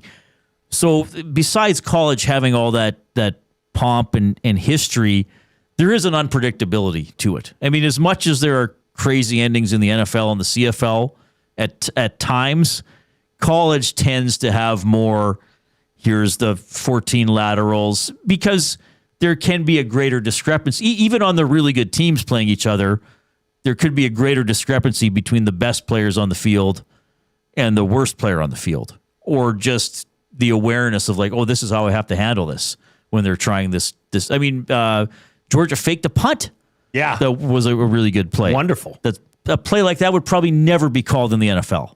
Because it was an end around with a throw, wasn't it? But because they're just having because fun. Guys are, but also like in the NFL, guys are quicker and they're not going to get sucked out of position as far, right? They're harder to fool. Or am I misreading that? No, but I think at college, like, you could have a guy that's played quarterback and was a 4-star recruit, and he's still a backup, three-time backup on your team, right. But he's playing special teams because he's a good athlete.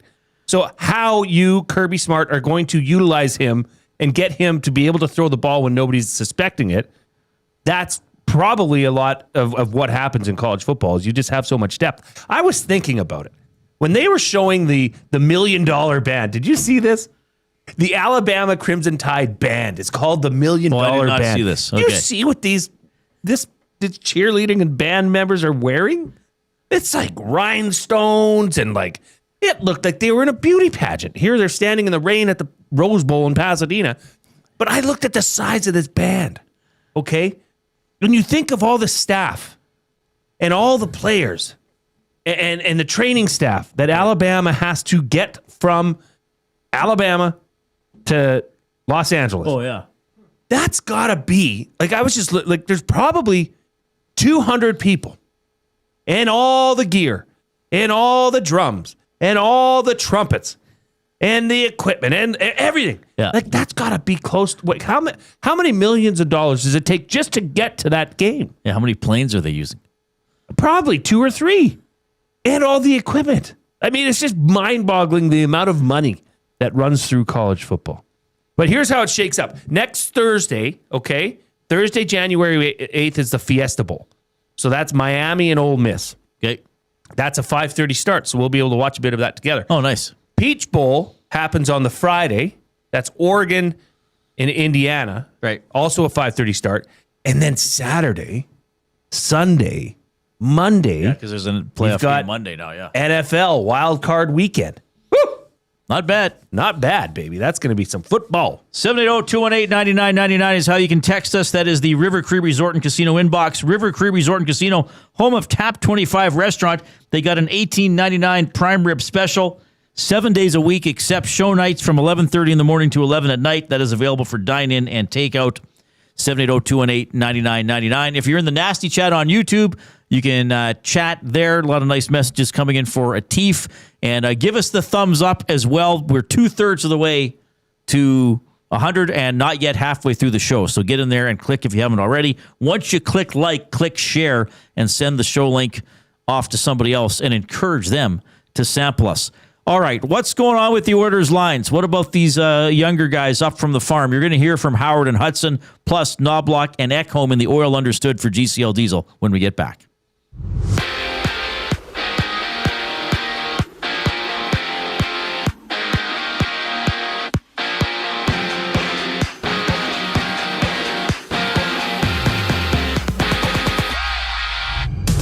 Ahead of tomorrow's game against the Flyers, the Oilers have recalled Quinn, Hutson, and Ike Howard from the AHL. Hutson leads the AHL in rookie scoring this season with 19 goals and 32 points in 26 games, while Howard has 23 points in 16 appearances. 3 games to go today in the NHL. The Kraken and Canucks will drop the puck. The Wild and Ducks go at it as the Rangers and Cats hit the ice. In Minnesota, Slovakia, or in Canada and Slovakia duking it out at 6:30 for quarterfinals action at the World Juniors. And at the end of the second period right now, it's Czechia up 4-2 over Switzerland. Meanwhile, Finland, Sweden, and the United States have unveiled their rosters for the upcoming Olympics. No Matthias Ekholm for Sweden, while Jason Robertson misses a cut for the States. In Elks news, Brock Mogensen has signed an extension with the W, having the 25-year-old now locked up through 2027. NBA action, the Hawks and Knicks battle at 5:30, having 10 games on today's schedule. This sports update is brought to you by Advantage Sports Medicine. Connor McDavid's got a team of specialists, and you've got a bag of frozen peas. Get the same locker room approach that's trusted by the best in the game. Call them at 780-460-9977 or visit their website at advantagesportmed.ca to book an appointment. Today, the Oil Understood for DCL Diesel brings us back following the break. I'm Zachary Kubish, keeping you up to date. The Nielsen Show with Lieutenant Eric. Chris Johnson of TSN and The Athletic. There's a pretty good spirit here of trying to see a good outcome. And you know, I think there's teams out there that, you know, even looking at the way this last few months has gone for Mangiapane, still see the ability for him to maybe come in and bring some secondary scoring to their teams. And you know, we'll just have to see where that ends up. The Nielsen Show with Lieutenant Eric. Weekday mornings 6 to 9. Only on Edmonton Sports Talk. Your clear choice for Edmonton sports.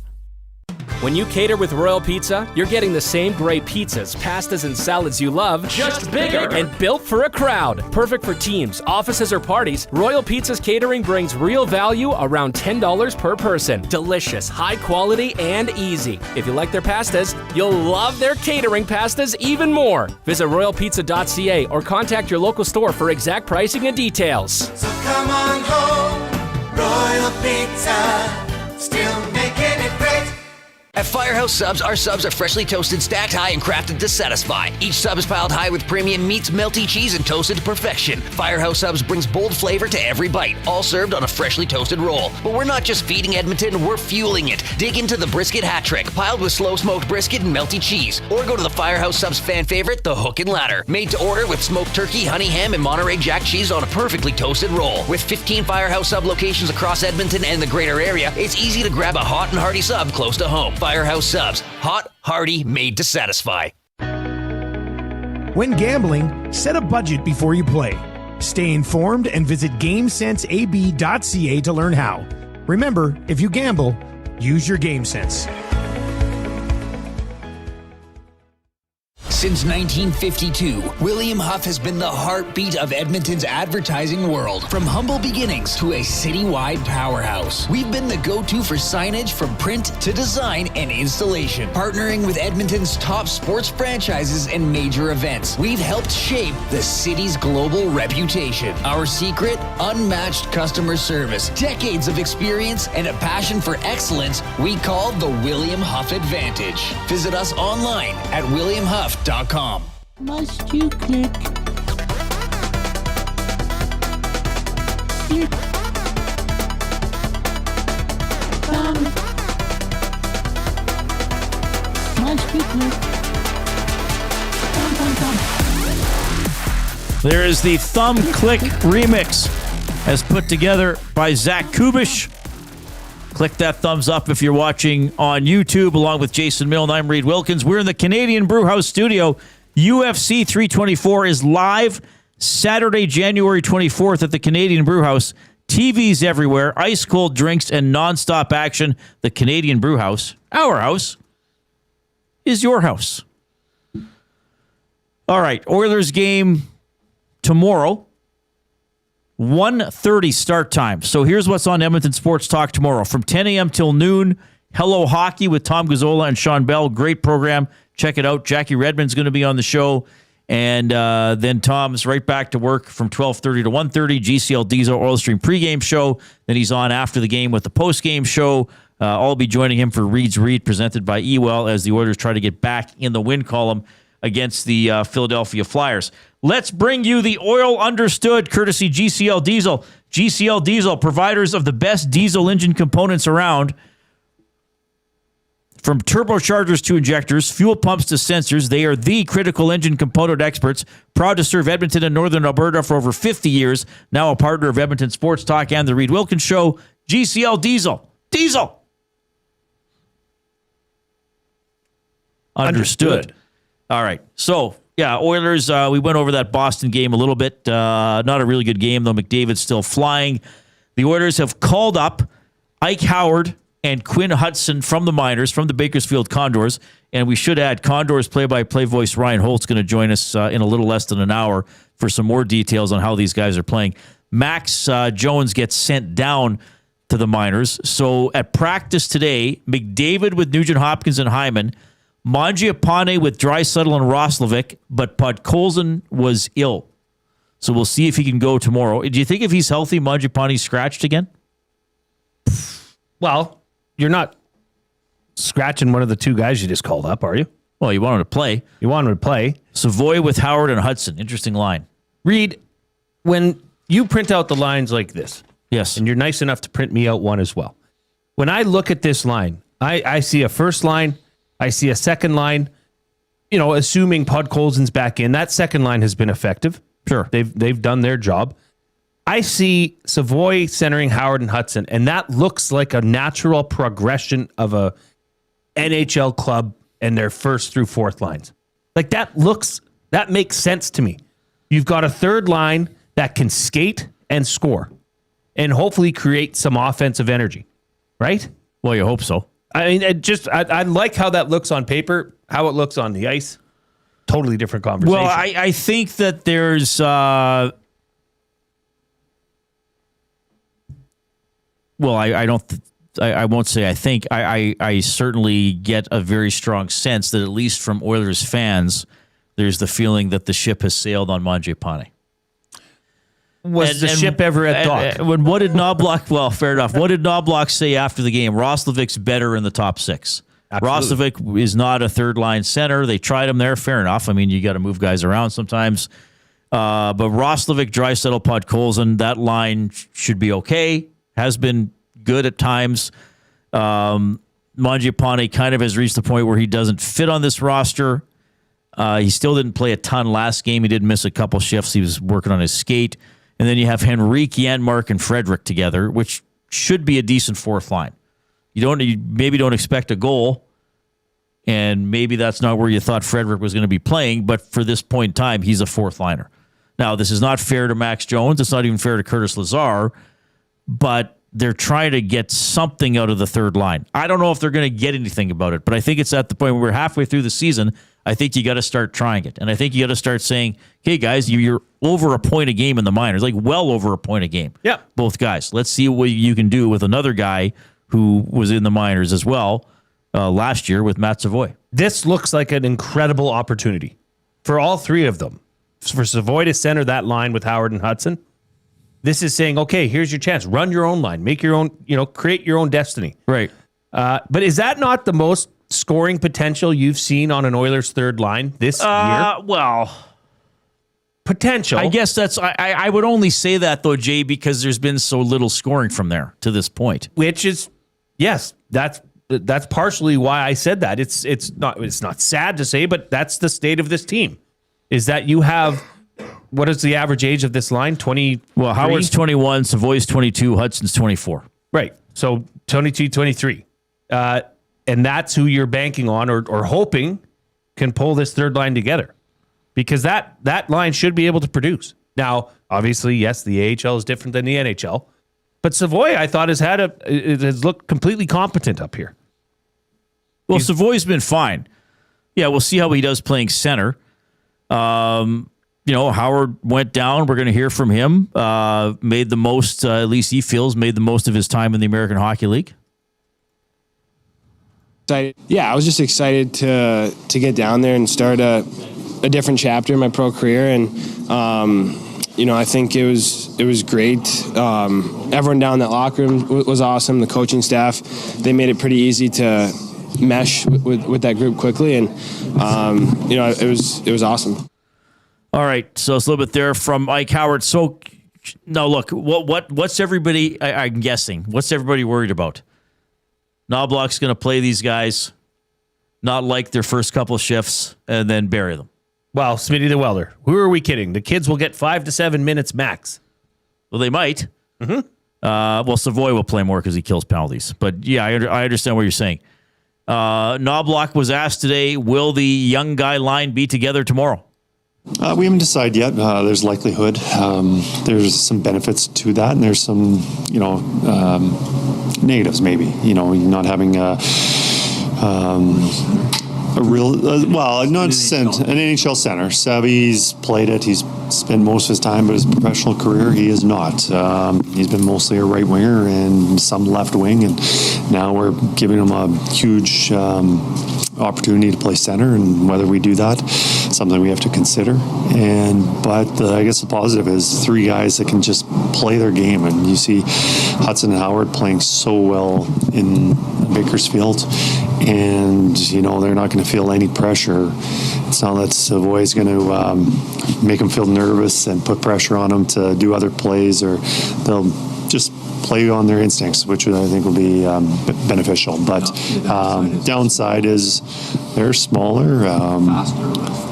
There's pros and cons. So I guess we have to decide if the pros outweigh the negatives. Maddie's just helping him answer the questions he's asking. That's all. Faster. What about say this? Like, who the hell's that? I think it was Mathis. He's just trying to help a guy. Yeah, and he's not worried about the radio clip sounding good. He just needs a 5-word quote for the online article. I was going to say the newspaper, but there you go.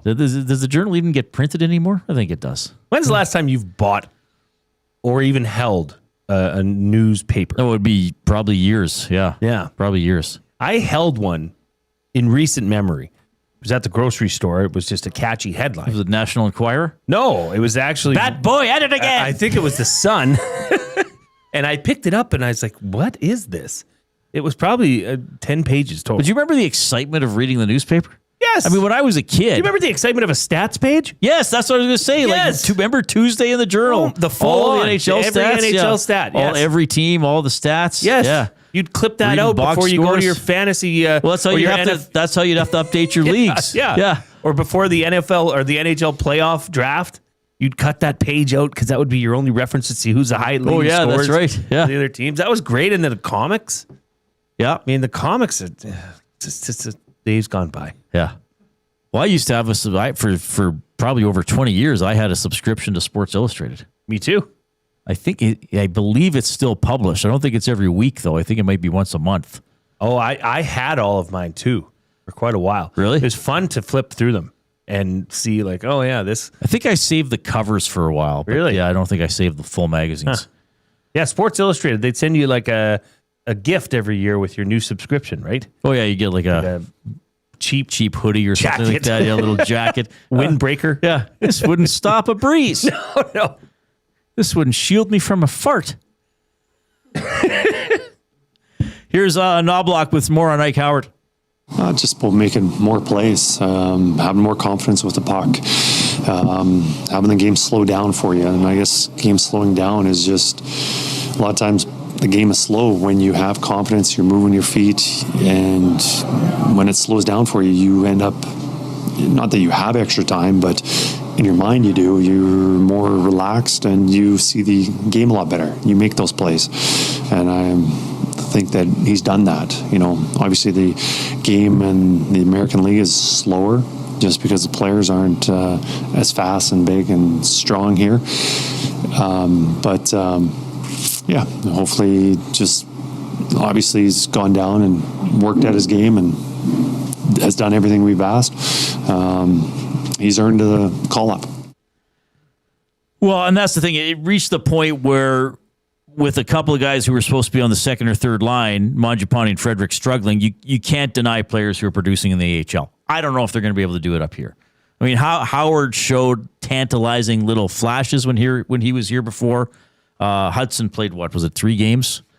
Well, but okay, so here's the thing. Everybody said, okay, how can you expect this line to score when they're getting limited time? Okay, sure, but for them, make the most of what you get on the ice. Prove and bust your ass to say, yeah, we deserve to be here. We can get this third line going and scoring and contributing. And the other thing too, and I asked you and Tom this earlier, is let's not forget that the reason this third line, fourth line gets such a limited role is because Connor McDavid is driving the top line, and Connor McDavid is doing crazy things right now. Right. So you can bitch and moan about this third line not getting a lot of time, but you also have to give credit where it's due and say, but yeah, that's because Connor McDavid's getting a brunt of the load. Right. And what he's doing right now, what is it? 34 points in his last 13 games? Yeah, I can see how the lower tiered lines aren't getting as much time. What else is a coach supposed to do? Play the hot hand, right? So both things can't be equal at the same time. Well, but they need more out of do. the top 9. I mean, if you have a fourth line that doesn't score much, okay, I can live with that. But your third line has to chip in or at least tilt the ice. Sure, then do it. Here's your opportunity. Here's your golden opportunity. The 3 of you, the kid line, go out there. Yeah, you may get 7-8 minutes, but those 7-8 minutes, bust your ass, shine, prove that you deserve to run a line and have a line moving forward. VR Montenegro on the Nasty Chat says the Rubber Knots hockey pool lived and died by the Journal stat page. That was incredible. Rubber Nuts. A good name. That is a good name. Mm-hmm. We got a limerick here from, also from VR Montenegro. Ranking resolutions, which ones to keep? Stick with it? Nope, send it to the scrap heap. Take my solid advice and introduce more vice. Just ensure you get enough beauty sleep. That's from Vice Roulette. Vice Roulette, Montenegro. That's pretty good. I've heard of roulette. Did you see the U.S. Olympic team? I did. Cole Caulfield, no go. Talk about notable omissions. So who else for you? Robertson? Like what? That. What about Lane Hutson? Speaking of Hudson's, what about Lane? Sure. Now, they still have, this is a pretty good D. Faber, Hannafin, Hughes, Jones, McAvoy, Sanderson, Slavin, Werenski. That's still pretty good. Not bad. How can you leave Jason Robertson off that team? They're building a team, not an all-star. It's not just with T.J. Miller. Guerin said it's not just picking by stats. With T.J. Miller? JT Miller fought Colton Parayko. Sorry. Yeah, but he's a glue guy. He's a real team guy. He's a glue guy. Oh, yeah, sure he is. Everywhere he goes, it's like it's a short tournament. Hell in a handbasket. Yeah, that's a team guy. Did you see that clip of him has been circulating again of him totally giving up on a play against Florida? I think it was. He's like, yeah, this is the team we're trying to build. Brock Nelson on the team. How old is he again? No, he's only 34. He's having a decent year, 16 goals, plus 14. Then again, on Colorado, you should be plus. Brent Burns is plus. Caulfield's a heck of a player.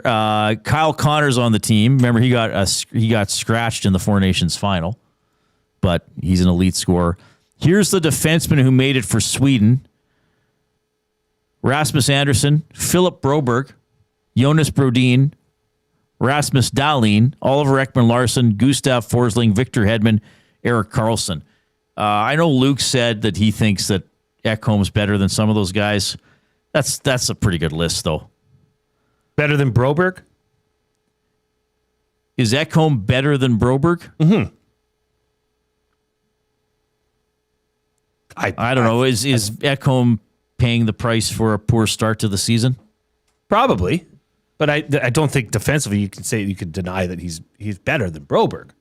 Well, Broberg's pretty good. But I know, maybe this is, as we were saying about Team Canada, is this the year where they're going to make the shift to the newer, younger team? Maybe that's what they're doing. I don't know. As an Oilers fan, you should be happy. Because as Luke also said, this way Ekholm can be sitting on a beach with his family chilling instead of... Well, knowing him, he'll be in Edmonton shoveling snow. Sure. Or whatever. Doing Norse things, whatever he, Norse. Did you say Norse things? Yeah. Whatever he wants to do with his time. It's not getting beat up and ground and pound at the Olympics. That'd be great. Like you should give out the Norse trophy. What, the Norse trophy? No. Norse trophy. N-O-R-S-E. Best Scandinavian player. Yes. On the Oilers. He who shovels the best. All right, a little more from Oilers practice today. We got buying or selling coming up. Ryan Holt, who calls the Bakersfield Condors games, is going to join us as well, as he'll have some more perspective on both Hutson and Howard. Edmonton Sports Talk presented by Play Alberta. You can skip the flight to Vegas because jackpots are just a tap away. Experience all the thrills of the casino right from your phone with Play Alberta. Download the app today. Here's the Coob.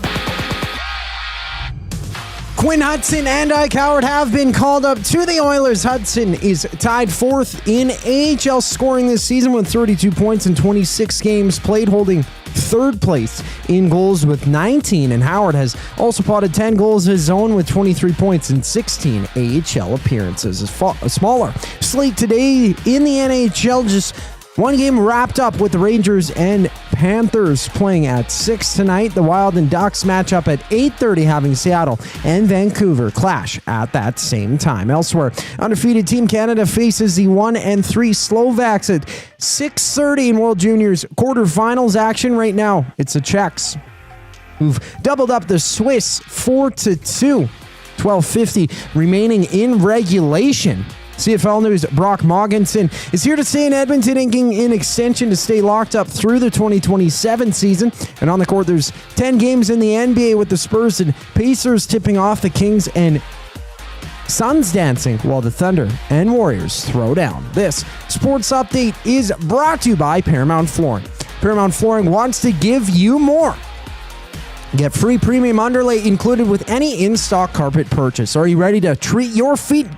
Catch them in-store or online at ParamountFlooring.ca. The Reid Wilkins Show rolls on following the break. I'm Zachary Kubish, keeping you up to date. The EST Hangout. The flag was done in sparkles. Excellent. Was the sidelines painted with The sprinkles too? Yep. That's a good touch. Like they're leaning all in, and I respect that. The gold jacket given to the Pop-Tarts, and those are just cardboard because they're dead. Oh, they're obviously. dead. Well, they were toasted last year and sacrificed. Like how they're just throwing. The EST Hangout, presented by Sentinel Storage. Weekday mornings 9 to 11, only on Edmonton Sports Talk. Your clear choice for Edmonton sports.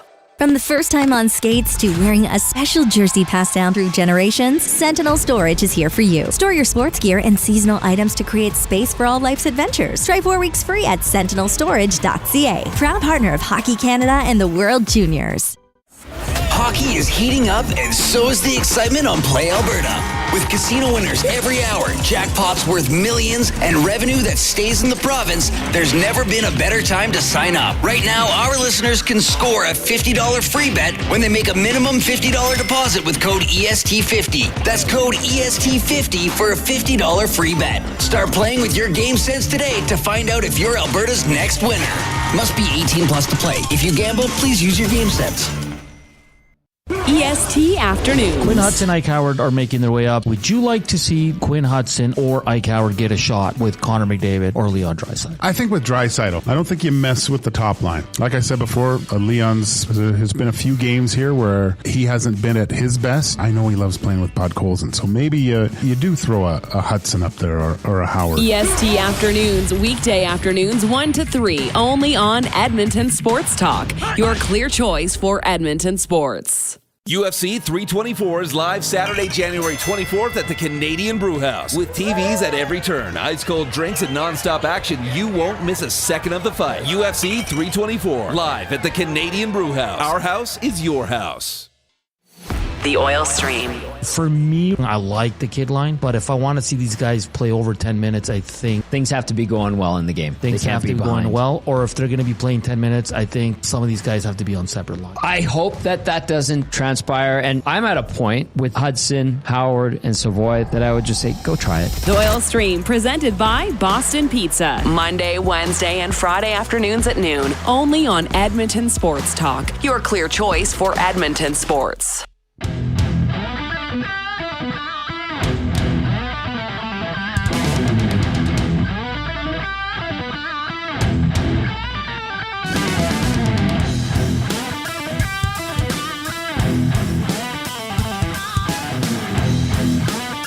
You were saying during the commercial, this is, for the bits and pieces we've seen, this has been a pretty entertaining game. Very back and forth. And Switzerland, 4-2 Czechia.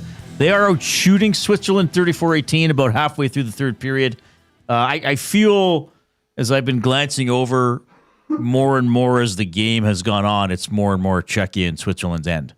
Just a very general statement. Yeah, that would be fair. Now they're on the power play. Yeah. In front of all 240 people. And this is in the rink Canada's been playing in? Yes. With the funky camera angle? Yeah. So the relegation game was there. So the games on the USA side of they're in the bigger rink, the Wild rink. Mm-hmm. So Canada will be in this rink later on. That's the 6:30 Mountain game. Yeah.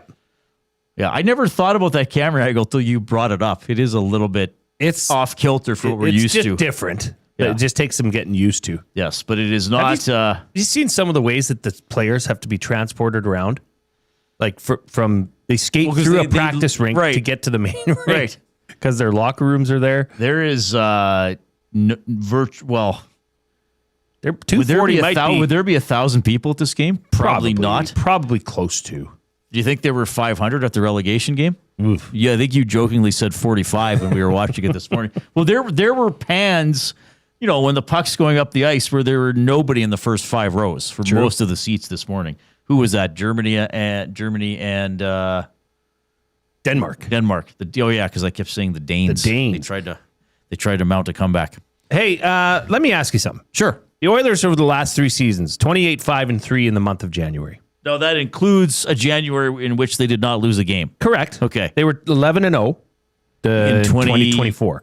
Well, 23-24. So in January 24. Right. They were 11-0. Okay.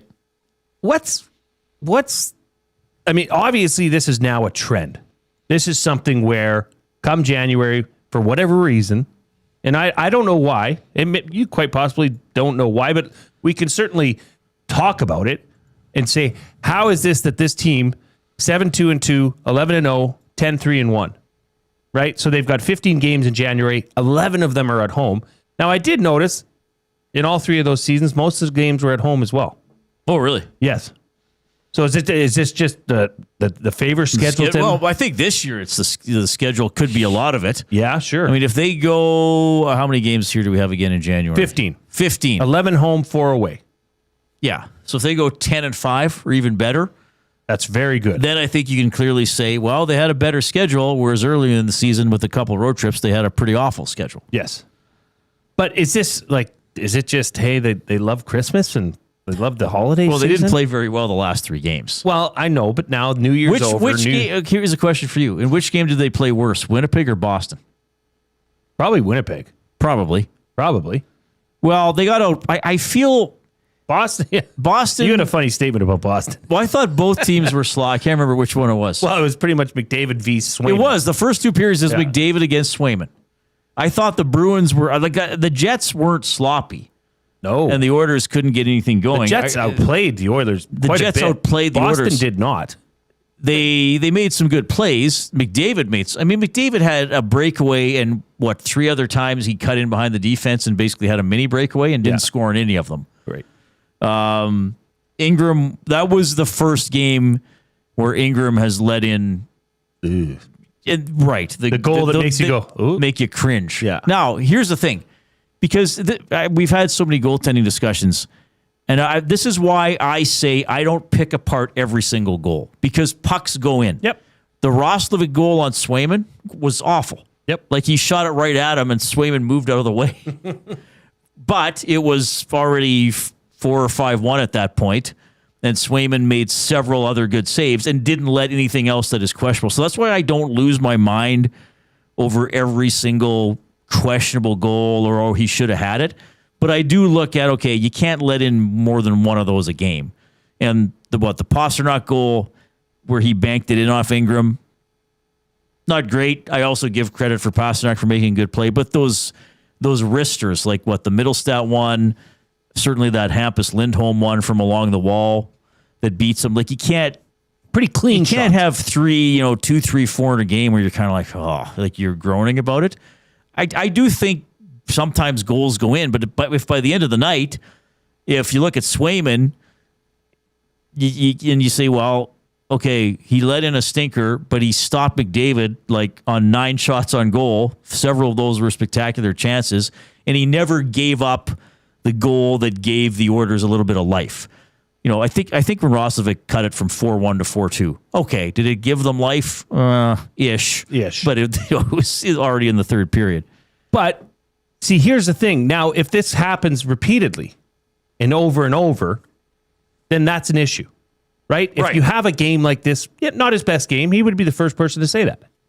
But now if it continues to happen, well, that's problematic. Oh, yeah, for sure. But if Ingram can bounce back from this, put together a nice game, and maybe that, we talked about it last week, how we thought it should have been Pickett's net. And I know this is hindsight, of course, but, maybe that was the incorrect decision, was to go away from the hot hand. Because Pickett is starting tomorrow, correct? He did not confirm that, though. I would think Pickett starts tomorrow. Right. So what if Pickett comes out and has just another banger of a showing, a massive game? Then okay. Knoblock was asked about this after the game, and he said it's kind of game to game or 2 games at a time. I think, well, if it was game to game, then he should have started against Boston on New Year's Eve. Well, right. So I think they thought in the 2 game. So I think they want to split them. Like he said with Ingram, he plays his first game, he plays well. Okay, let's bring him back after Christmas. He plays well again, and then, or no, he played the 2 before Christmas, and then the one after. Right. I think that Pickard plays tomorrow. So here's what I think, because sometimes I look at one game and I think to myself, what's going to happen in that game? A week from yesterday, Thursday the 8th, the Oilers are at Winnipeg. Do not play Pickard again. So that's why I think it's Pickard tomorrow, Ingram on Tuesday, right? Pickard on Thursday, and then they'll go from there. And then there's a back-to-back on the 12th and 13th. Now, Jari might be ready around then. They said mid-January. That's still in the first half of January. But yeah, to me, it has to be Pickard tomorrow. Unless they're just like, okay, Ingram, we're going to give you every chance to see if you can handle the NHL, and that includes bouncing back from bad games. But I don't know why you'd want to keep Pickard sitting when he just had a great game. Well, and once again, I think you're trying to manage the situation with Tristan Jarry, too, as to when he should be expected to be back. Now, when do they have to put him on LTIR? Because isn't he still on? Did they put him on IR? or not? I can't even remember now. I may have missed it. Sorry if he is on LTIR, but he was originally on IR, which is 10 days? Yeah. And then LTIR is 10 games or 24 days. But you can do it retroactively as well. Okay. But, maybe Jarry by the middle of the month. Hopefully Wallman soon. Kapanen skated today, so hopefully he's getting a little bit closer. But Howard and Hutson called up from the farm. Might be on a line with Savoy tomorrow. Here's Hutson on the possibility of having a young guy line. I think it'll be fun. I think we all know each other. We've all played together before, so I think it'll just be just fun out there. We'll have fun. It'll be fun. Have fun. It will be fun. You're allowed to have fun even though it's their job. Well, I think that just tells you all you need to know, that they probably will be the third line pairings. I would think that that's going to be the line. Right? That's good. I mean, yeah, have fun. But this is an opportunity. Can you imagine if the Oilers got another kid line? That would be awesome. Like Jelena, Graves, and Murphy? Oh, yeah. Bring back the good old days, hey, Reid? Well, I don't know if he would have the sandpaper that a couple of those players had, but they need some sort of help. So, I mean, you got to try it. The worst case scenario is they don't score at all, which is what the previous third liners had been doing. Here's Mattias Ekholm asked about not being named to the Swedish Olympic team. Yeah, just disappointed. I mean, that was probably my last shot at it. So it's something that's, it's right up there with the Stanley Cup, with the Olympics. So it's obviously a huge disappointment, and not much I can do about it right now. But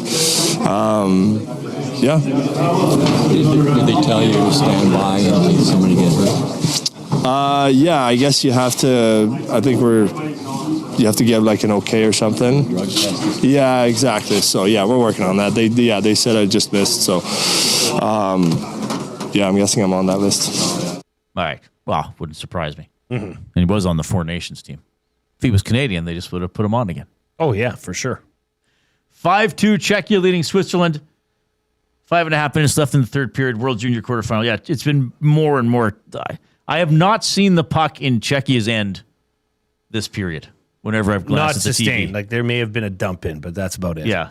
Well, they got a good team. But again, like for Ekholm, like I get for him, yeah, that probably you'll want to play at the highest level possible all the time. These are competitive people who've got to this career by being competitive. But having 2 weeks off for Mattias Ekholm, Zach Hyman, and Evan Bouchard is not a bad thing. 780-218-9999 if you want to get in touch. That's how you text the River Cree Resort and Casino. Is it inbox. open line? Yeah, we're doing open line. I like that Maddie did that the other week. Yeah, he's called it open line. Open line. Open line you time just gotta coming text up. us. Yeah, you just have to text. And we don't have to talk to you. Post in the nasty chat on YouTube. I'll tell you what, if you are on YouTube and you have not clicked the thumbs up button, here's what you have to do. Click, click, click. Must you click? Please, please click. Must you click? You must click. Thumb, thumb, thumb. Most of the hard work is done. We need 24 thumbs in an hour to get to 100, which would be a great way to start the new year. We always try to get to at least 100. We know that maybe a little bit of a different day with some of our audience habits, whether you're working or maybe there's still some holiday visits. I know yesterday we did the bigger family gathering we did yesterday. Oh, did you? Yeah, right. So it's halfway between Christmas and Ukrainian Christmas. Sure. So one of my cousins said, instead of doing 2, because I've said, some people in my family are older, some of the younger people have gotten married and go to the in-laws. So we did something yesterday with some of the traditional Ukrainian dishes, not all of which I enjoy. Studnats? I do not. I know I'm in the majority here. I do not like borscht very much. I really don't. Oh, yeah, okay. And I don't eat the kutya. I can't eat the kutya. No. I think it's the cold brown wheat. Kucha, whatever. We did not like it. Our deal was at Baba's house Christmas Eve. You had to have at least one scoop. Okay, and then you were then done. you could leave it. Yeah. So you'd literally choke it down. Yeah, I don't. Not a enjoy fan. It. Borscht I have had. I didn't feel like it yesterday. Man, you should have got some for me. I could have brought you some. Now, was I it guess. a real watery borscht, or was it more of a soupy, like not creamy, but you know, like it wasn't creamy, but there was like shredded beets in it and stuff. From what I saw. Give me that. No, I'm sorry I didn't bring you. A little dollop of sour cream on top. I don't know if there was sour cream put in it or not. I didn't really look. Well, you can add it. I think it was just eaten straight up, just Paul Abdul style, hardcore. Straight up now, baby. One of the one of the times I know about. I was going to say few times. It could have happened all the time. One of the times I know about when a listener at Ched tried to get me fired was Ukrainian Christmas Eve, and I was talking about going to my cousin's after Inside Sports on a weeknight, and I said I didn't like kuya, and I said I found it quite unappetizing, and I got a very angry text message from a guy saying that it's not acceptable that I'm running down Ukrainian culture. And I wrote the guy back. I said, hey, just to let you know, like, my mom's side of the family is Ukrainian. I'm just saying I don't like that particular food. And he's like, well, that's very insulting to Ukrainians. Like, would you tell a Scottish person that you don't like haggis? Yep. And I wrote back and said, yes, I would. It doesn't mean I hate Scottish people. and I got a reply saying that he would like the name of my supervisor and that he was going to attempt to... So did you give Sid Smith's email? I did. I gave Sid's email. Good. And then I went to Sid the next day and said, hey, just to let you know. And he's like, and Sid's like, oh, no, the guy's already emailed me. He wants you gone. That's incredible. We had a bit of a laugh about it. Penner's Pancakes still here. Is that a spinning disco ball? Did you notice this, Reid? What? When you hit, so unlike right now, or you can, and like it again, it looks like a soccer ball or some sort of a ball when you hit the like button. Oh, yeah. It turns into a little soccer ball. What is that, Coob? They added some graphics. It's a soccer ball. For what? Because the World Cup's this year, baby. Yeah. They're counting down. Come on. They're already counting down on YouTube. I like Penner's Pancakes idea better that it's a spinning disco ball because it was just New Year's. Yeah, maybe. Well, maybe that's what it is. Right? It looked like a soccer ball. It looks like a soccer ball. All right. By the way, our off-topic topic for William Huff. Oh, yeah. I got one here. Your favorite animated movie. Andrea from Calgary. Or your least favorite ethnic dish. Oh, jeepers. Andrea from Calgary says, my favorite animated movie is Wall-E. I watched it in the theater with my husband back when we were dating, and the story just hit us both. Wall-E merch ended up being regular gifts between us, and years later, we named our daughter Eva, which is how Wall-E incorrectly says Eve's name. Oh. We did not, however, name our son Wally. That's a good story. That's a really Very nice good. story. 780-218-9999. Text the River Cree Resort and Casino inbox.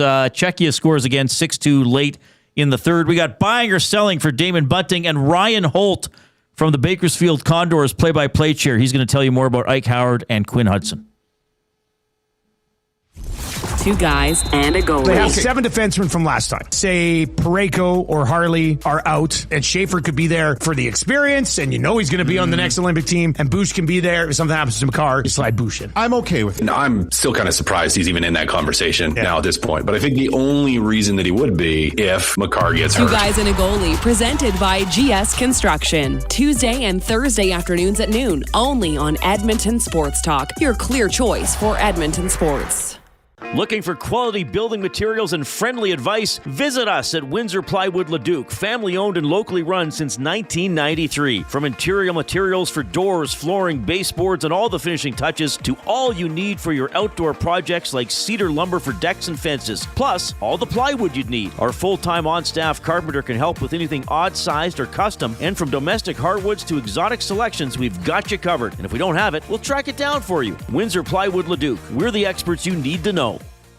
Johnson, whoa. Hi, Dennis from Weiss Johnson here, and we're excited to be partnering up with the Nielsen Show and have a special deal exclusive for Nielsen Show listeners. Get 10% off any new Trane furnace, air conditioner, or heat pump installation from now until the end of October. Bundle a furnace with an AC or heat pump and get 25% off the package price. Get your home comfort now for all seasons with Weiss Johnson and Trane. Trane, it's hard to stop a train. Visit WJSportsTalk.com today. From our Sentinel Storage family to yours, wishing you and those you love a wonderful holiday season. A new year filled with an abundance of great health, much laughter, successes that make you smile and delight, and to be surrounded by people and places that make you the happiest. Running your own small business takes courage, and as it grows, so does your team. That's why Alberta Blue Cross offers health, dental, life, disability, and wellness benefits designed for small businesses, because we know a healthy team means a thriving business. Join over 5,000 Alberta businesses who have chosen us to help their business grow and succeed. Alberta Blue Cross takes care of you and your employees, so you can take care of your business. Visit ab.bluecross.ca to find a plan that's right for you. At Mind360, we invite you to embark on your mental health journey in a safe and comfortable space. Conveniently located in St. Albert, Mind360 has a diverse team of experienced clinicians that offer a broad range of tailored services for children, adults, and families. Furthermore, we are very proud to serve our military, veterans, and first responders. If you're looking for counseling, treatment, or assessment, understand that you are not alone. Contact Mind360 at mind360.ca to book an appointment today.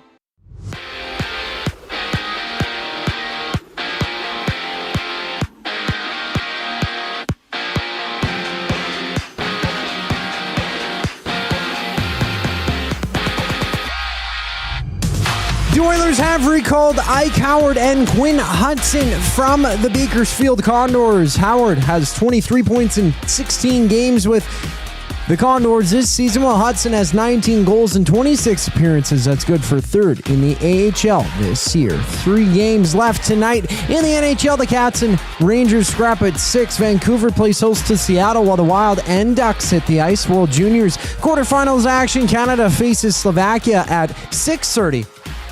With just 2 minutes and 20 seconds left to go in regulation, Czechia is up 6-2 over Switzerland. Olympic news: Team USA, Finland, and Sweden have been announced. Matthias Ekholm did not make the cut for the Swedes after making their Four Nations roster last year. And for the Elks, Brock Mogensen has signed an extension to stay in Edmonton through the 2027 season. In the association, it's OKC and Golden State tipping off at 8 o'clock with 10 games around the NBA tonight. I'm Zachary Kubish. That was your sports update.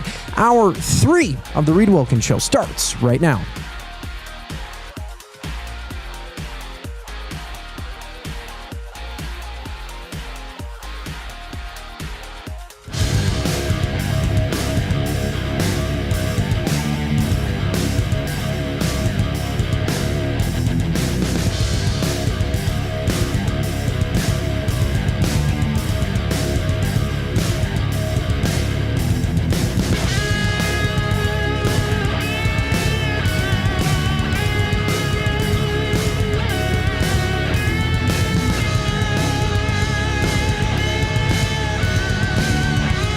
All right, thanks a lot for joining us this afternoon. 8 minutes after 5, taking you into the weekend here on Edmonton Sports Talk, presented by Play Alberta. This is the Reid Wilkins Show with Jason Milne. I'm Reid. He's Jay. How you doing, Jay?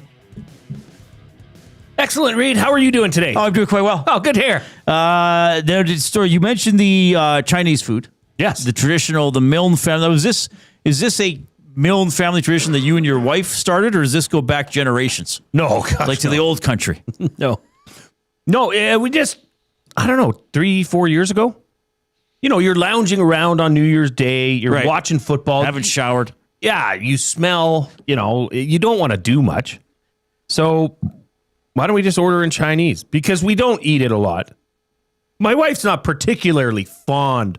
She doesn't go out searching for the, 3-pack that you can get at the food court. 3 for $10. Right. She's not actively pursuing that. So it's a guilty pleasure of mine. But yeah, we just started doing it. Now the kids, they'll get into the rice and some of the beef with broccoli, that stuff. Oh, I forgot to mention that. Got beef broccoli. Oh, good. You can't have a Chinese food order without beef broccoli. It's a staple. No, I would agree with that. Well, thanks for sharing. Well, Reid. And I didn't have to even eat it today. I had to get here and throw it in the fridge. We got left. Where we going to get leftovers? We got pizza and wings from Westgate BP from Tony. Yeah, it was a pleasure to see him. He paid up his debts.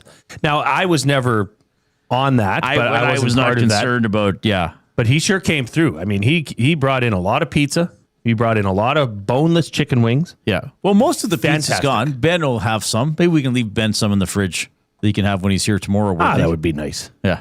Or maybe we could tell him, oh, sorry, Ben. Sorry, Ben. Full-timers only. That guy, man, he's got a long day for him tomorrow. That actually works out nice for him. It's he's basically 9 to 5:30 probably. Not too bad. Tell you what, Ben, if you're listening, what time, Reid? About 6 o'clock tomorrow. You go ahead and take Sunday off, too. Yeah. Once you clock out, once you slide down the dinosaur's neck into your car. Let's get into buying or selling. This is presented by Damon Bunting, a consistent top-producing realtor in the greater Edmonton area for over 18 years. He and his team would love to help you find that right home or make the move from your current home. Community-driven, he understands what it takes to make a difference in our city. Check him out, DamonBunting.com. Instagram handle, Damon Bunting Real Estate. Well, I touched on this earlier for Jay's play of the day. I do have the 49ers and the Baltimore Ravens, both to win. That's boosted. The Sunday and the Saturday nighters. You're a primetime guy. You're going primetime. Yeah. Primetime Jay. Primetime. So that has been boosted to plus 230. But I also came up with a little something here that's going to tie into buying or selling. Because as many of you know, this is the final week of the regular season of NFL football. Yes. So a lot of these contracts that players have are very much so bonus incentivized and laden, or bonus laden, I would say. Like Aaron Rodgers, if he makes the playoffs, $500,000. If he gets to the divisional final, I think it's another $1 million. For him, that's chump change. Chump change. Well, let's be honest, Reid, for you, that's chump change. Rico Dowdle. Do you know how much? So he gets a bonus if he gets 1,350 total yards, not just rush yards, total yards. Okay. He's 7 yards away. Do you know how much that bonus is, Reid? $1 million. $1 million. I totally guessed. Can you, that's hard to fathom. Right. It really is. You need to run from here to that wall and you get $1 million extra. Marquise Brown, otherwise known as Hollywood Brown. Yeah, when you were talking about him, I was like, who are you talking about? So that's Hollywood Brown, receiver for the Chiefs. He has 5 touchdowns this year. If he gets a 6th. Well, I know this one. You told me this $750,000. You know what he gets if he gets 2 touchdowns on Saturday? What? He gets a 750 plus another 750? Another $1 million. Oh, really? If he has 2 touchdowns. Well, these are quite the bonuses they have worked in. It's $1.75 million. Wow. Okay. So keep Marquise Brown's name top of mind here. Tony Pollard, Tennessee running back. Yeah. He's had 1,034 rush yards. His bonus was set at $1,100. 1,100 yards. Or 1,100 yards. Right. $1,100, they'd be like, screw that. I'm not even getting out of bed for that. Yeah. For a measly $250,000 bonus. So he needs 66 yards to hit that. All right. Khalil Shakir, same thing, 150,000 for a touchdown. Hunter Henry, he needs 5 receptions for $250,000. Okay. Like these numbers are just, they're funny to talk about because the normal people don't get to not talk about these numbers. Right. It was, just whatever, 5 receptions, $250,000. Sam Darnold, Reid. Oh, Seahawks. He needs 150 passing yards to get a $500,000 bonus for hitting 4,000 passing yards. So he's already making close to $30 million, is he not? Right. But still. Currently, he's at 25 passing touchdowns. Okay?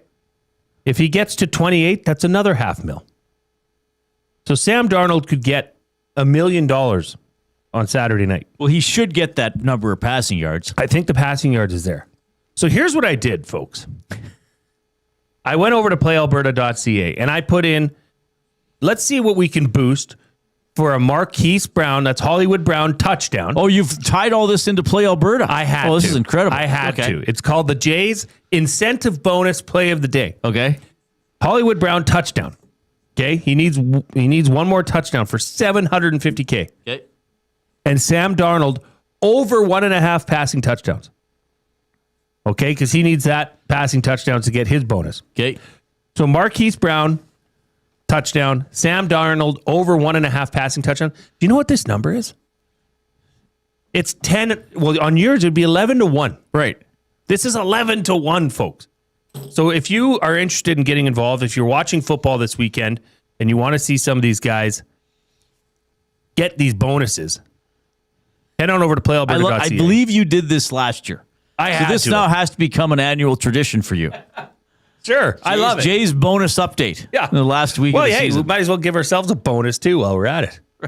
That's Jay's bonus incentive play of the day. It's over at playalberta.ca. Click on sports, click on EST specials. You'll see it. It's 10 plus 1,025. But players are going to be aware. They are The quarterbacks will be aware. Well, the kind of the more, I don't know. Especially if you're not a playoff, like Kansas City, it's like, let's get him a touchdown. Exactly. I think even Andy Reid's going to call plays to get They him a touchdown. want them to get him the touchdown. They Right. want him to take money from the owner. Nobody likes the owner, and the owners have. Hey, Well, Andy Reid probably likes the owner. I'm sure they do, but you know what I mean. Yes. Marquise Brown gets a touchdown tomorrow. The owner doesn't care. Here, yeah, take your $750,000. Good job. Right. You know, you're not going to be re-signed. Jeez. But these guys all care. The most, I don't know if you could say famous, but I guess the most storied one in recent history was Tom Brady. Now, this is Tampa Bay Tom Brady. Right. And Rob Gronkowski needed one more catch to get his $1 million bonus. Tom Brady, they had already sealed their fate as to where they were in the playoffs. Tom Brady stayed in the game well into the third quarter to get Gronk his pass, got him the $1 million. So these people, these players, they know about See, it. touchdowns might be a little more challenging, but if a player only needs 1 or 2 receptions, right, you can call plays like Hunter Henry, the quick screens or whatever. Right, Hunter Henry, tight end for the Patriots, needs 5 receptions, and he would get an extra quarter. And they're mil. playing for the top seed, right? Their game means something, Right. So that could happen. They can't just kind of fool around trying to get him the ball necessarily. Now, I know he's a good player. They're going to want to get him the ball anyway, but they're going to have to run a normal offense, so to speak. Nolan from St. Albert says, betting on bonuses in Week 18 is a legitimately good play. Coaching staffs usually make them a point of emphasis. Yeah, that's my guy good. right there. Yeah. So this is definitely, Coob, this is worth a tinkle and a sprinkle. Oh, I gave a little bit of a tinkle. Yeah, Did you? I did sprinkle on Okay, it's fun. Why not? And the like 10-1 is usually a long shot. Oh, big time. This, I think Sam Darnold's going to. Well, 150 passing yards. No, over 100. Over 1.5 his passing touchdown, 2 touchdowns, right? He does that in his sleep, Reid. Well, Smith and Jig was good. Not bad. Yeah. So what do you think's going to happen here? You know where I stand on this Saturday night game. I think the 49ers, it's theirs to lose, although they're still home dogs. Yeah. Well, the Seahawks are good. I mean, the Niners are very good. The Rams are good. I still, if I had to rank these teams, I would still put the Niners 1. Yeah. Or sorry, I would still put the Rams 1. Yeah, you like the Rams. I realize the Seahawks, I may get the number 1 seed. The Rams just lost to Atlanta. They've had. I guess of those 3 teams, they're the team that's had a couple of head scratching losses. Blips. Yeah. They blew it against the Seahawks the previous Thursday. I think all these NFC West teams are very good. If I were to rank them, and I think it's close, I would go Rams, Seahawks, 49ers. Because are they getting Warner back for sure? If they can get this, right, he should so that come would back change. in the But I mean, playoffs. the Chicago moved the ball on them. Yeah, I mean the Seahawks and sometimes the Rams have shut teams down. Hey, but Chicago has proven to be a pretty damn good team. They're good. They're good. Caleb Williams is doing that to other teams. Here's why I think the Rams are the best. I think they have the best coach, and I think they have the best quarterback out of those 3. And the other 2 coaches are very good. I mean, as a Seahawks fan, you got to be pretty optimistic with McDonald there. Yeah, sure. He's changed the attitude of that team, right? Yep. They have an identity. They have a style. Darnold's really good. The turnovers pop up, fumbles and interceptions. But I mean, the Niners are excellent too. But I would give the Rams the edge, even though they are probably going to wind up third. Do you think the Steelers can do it? Do you think they can go into Baltimore and win? Lamar's playing, right? He is. No. And Henry still had an incredible season. King Henry, just get that man the ball. Hey, King Henry's coming to chop your head off, Aaron. I mean, the Steelers, what was it? They haven't been under 8 wins in like a long time. Yeah, they're incredible. Well, they've already got 9, so they've hit their... so they're fine. They're fine. Mike Tomlin's fine. They're fine. But I think the Ravens should win this. 780-218-9999 is the River Cree Resort and Casino inbox. River Cree Resort and Casino, home of kitchen restaurants. Sundays and Mondays, 50% off the entire menu. That's Sundays and Mondays, 5 p.m. until close. All right, what can we expect from Howard and Hutson tomorrow? We'll go to Bakersfield and get the word from Ryan Holt.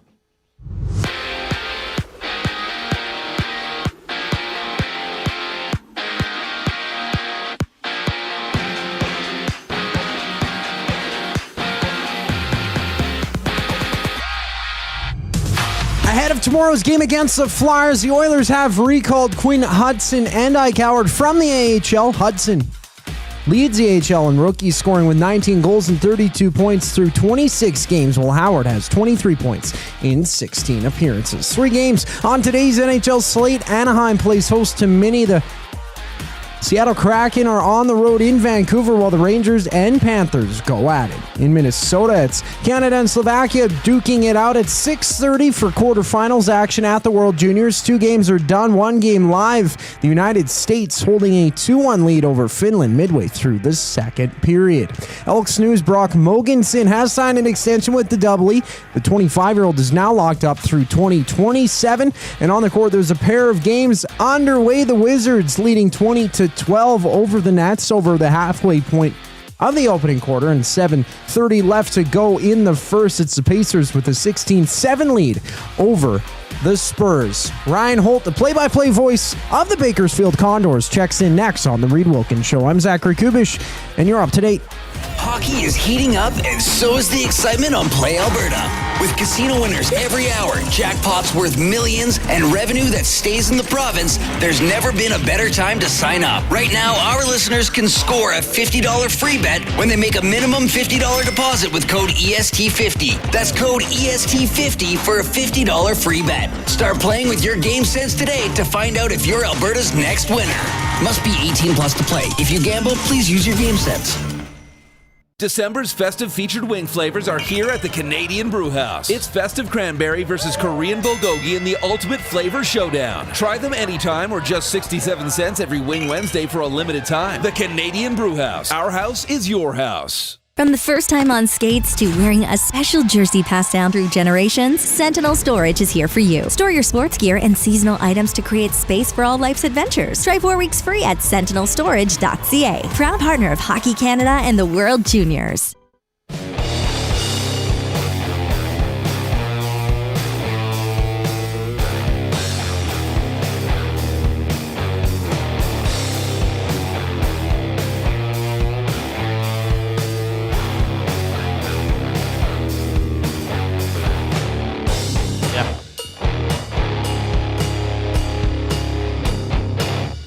So tomorrow here on Edmonton Sports Talk from 10 a.m. until noon, it's Hello Hockey with Tom Gazzola and Sean Bell.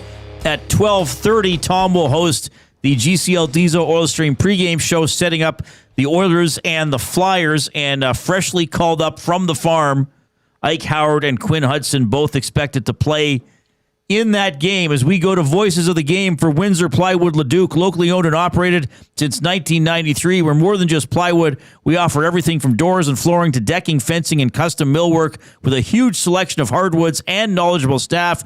We're here for all your DIY needs. Windsor Plywood Leduc, the experts you need to know. This guy is an expert on the Bakersfield Condors. Their play-by-play voice, Ryan Holt, checking in shortly before a game, I believe. Thanks for doing this on a game day, Ryan.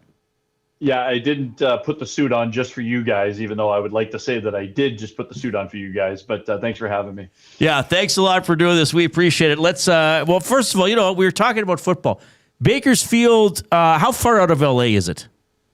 It's an hour and a half north of LA. It's about 3.5 hours south of San Francisco. All right. So who's the most popular NFL team in Bakersfield? Is there a clear one? Yeah, it would be Niners or Raiders, I think would be 1, 2. And I think Cowboys would probably be in the mix. The LA teams wouldn't even really factor in. I don't even think there's LA fans of the Rams and the Chargers in LA. So. Well, I do notice when I watch a game in LA, there's usually a lot of cheering when the visiting team scores. Yes. Even though the Rams and Chargers have been pretty good in LA. Yeah, it's crazy. But yeah, the Raiders, I think, would be number 1 here. Niners certainly are in the mix, and then the Cowboys just from, being a national team. Okay. America's team. America's team, yes, as they like to call themselves. All right. Ike Howard is back up with the Oilers. Quinn Hutson is back up, though Howard's stay earlier in the season was much longer. Let's start with Howard. Those are some impressive numbers that earned him the American Hockey League Player of the Month. Yeah, his confidence is sky high. His game is through the roof right now, and those two were driving the bus for us here for the last, call it 6 weeks, and for Hutson, more time than Howard. But for Ike, his shot is going to get him, a look at the next level. His compete is going to get him a look at the next level. He did everything that was asked of him here in Bakersfield. He killed penalties, was on the top power play unit, played 5-on-5, played heavy minutes, earned all the minutes that he got. Happy for him. These two are hockey junkies. They were on the bus after the game in Coachella Valley on Wednesday, which was New Year's Eve. And, they're sitting there talking World Juniors and talking, what's happening in the NHL, as opposed to, they don't really have an off switch. So great to have him back up. He's a super kid, a guy who, has done everything at this level. And, we'll see what happens on this most recent recall. But I would assume that he's in a better position now than he was maybe on opening night. Hudson's, I guess if the line is Howard, Savoy, and Hudson's the old man at 24. Yes. He shows some good hands getting that goal that Max Jones helped set up a couple of weeks ago. Look, you know it. The Oilers are desperate for a third line, like desperate even for a line to score every second or third game and tilt the ice a little bit. Can Hudson do that? Like, can he get in there and drive and forecheck as well as finish the odd chance with his hands?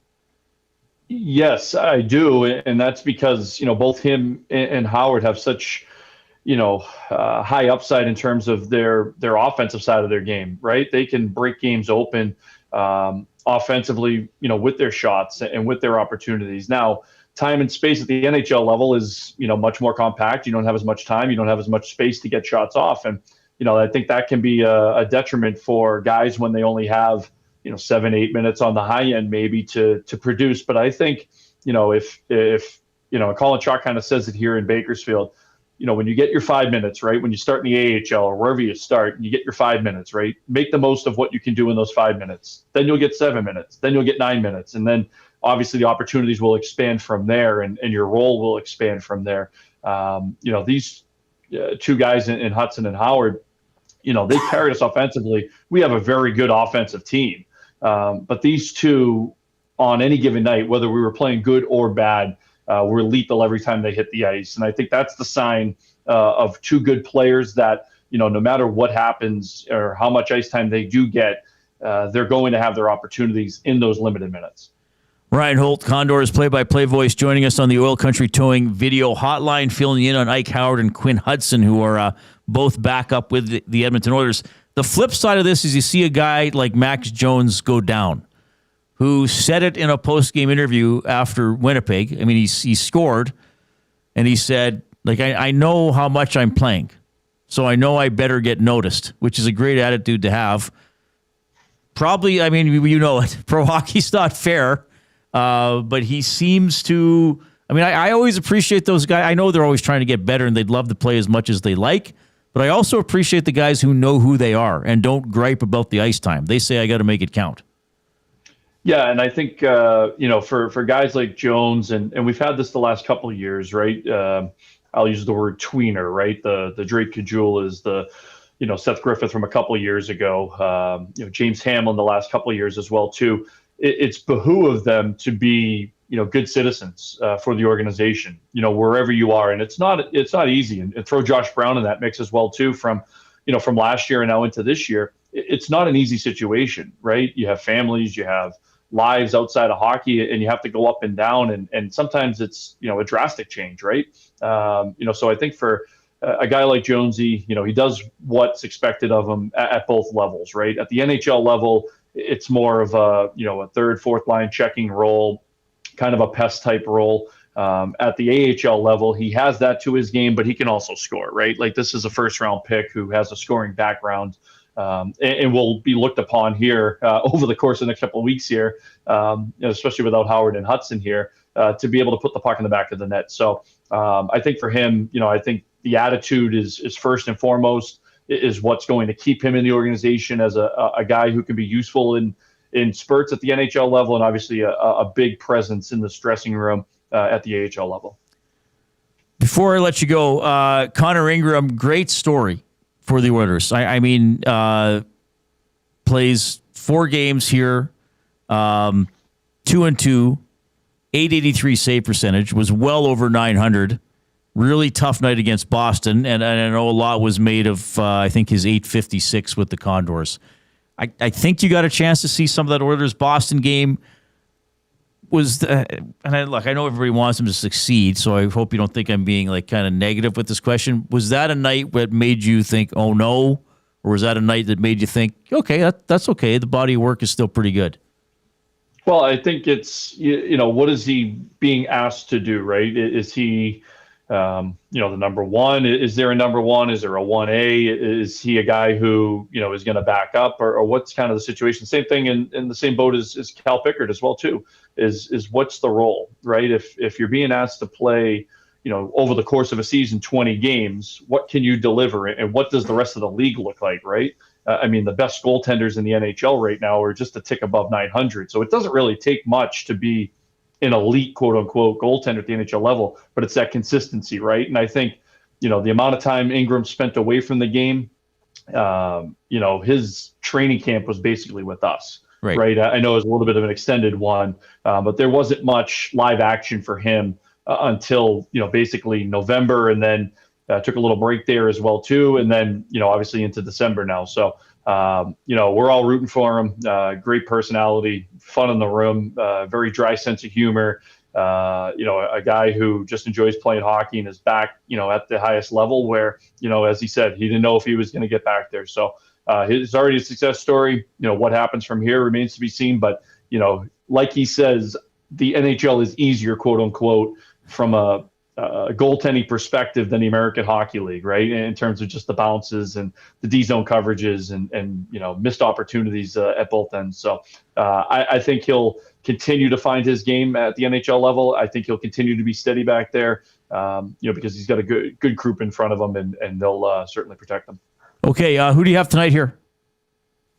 Who do we have tonight? We have San Jose, the Barracuda. We haven't seen them since opening weekend. They're off to a good start. They got a pretty good club. They got some young guys, as the Sharks have rebuilt. So we got them tonight and tomorrow, and then we're coming north. We're going to Abbotsford next week. So our only trip to Greater Vancouver, as I like to say. Well, if you like shoveling snow, you can hop over to Edmonton for a day. Well, from Abbotsford.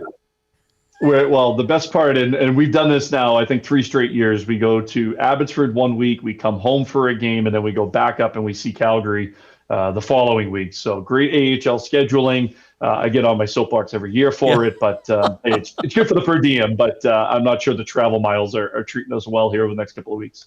Ryan, you're the best. Great insight as always. Looking forward to seeing Howard and Hutson play tomorrow. Have a great call tonight. We'll talk to you soon, my friend.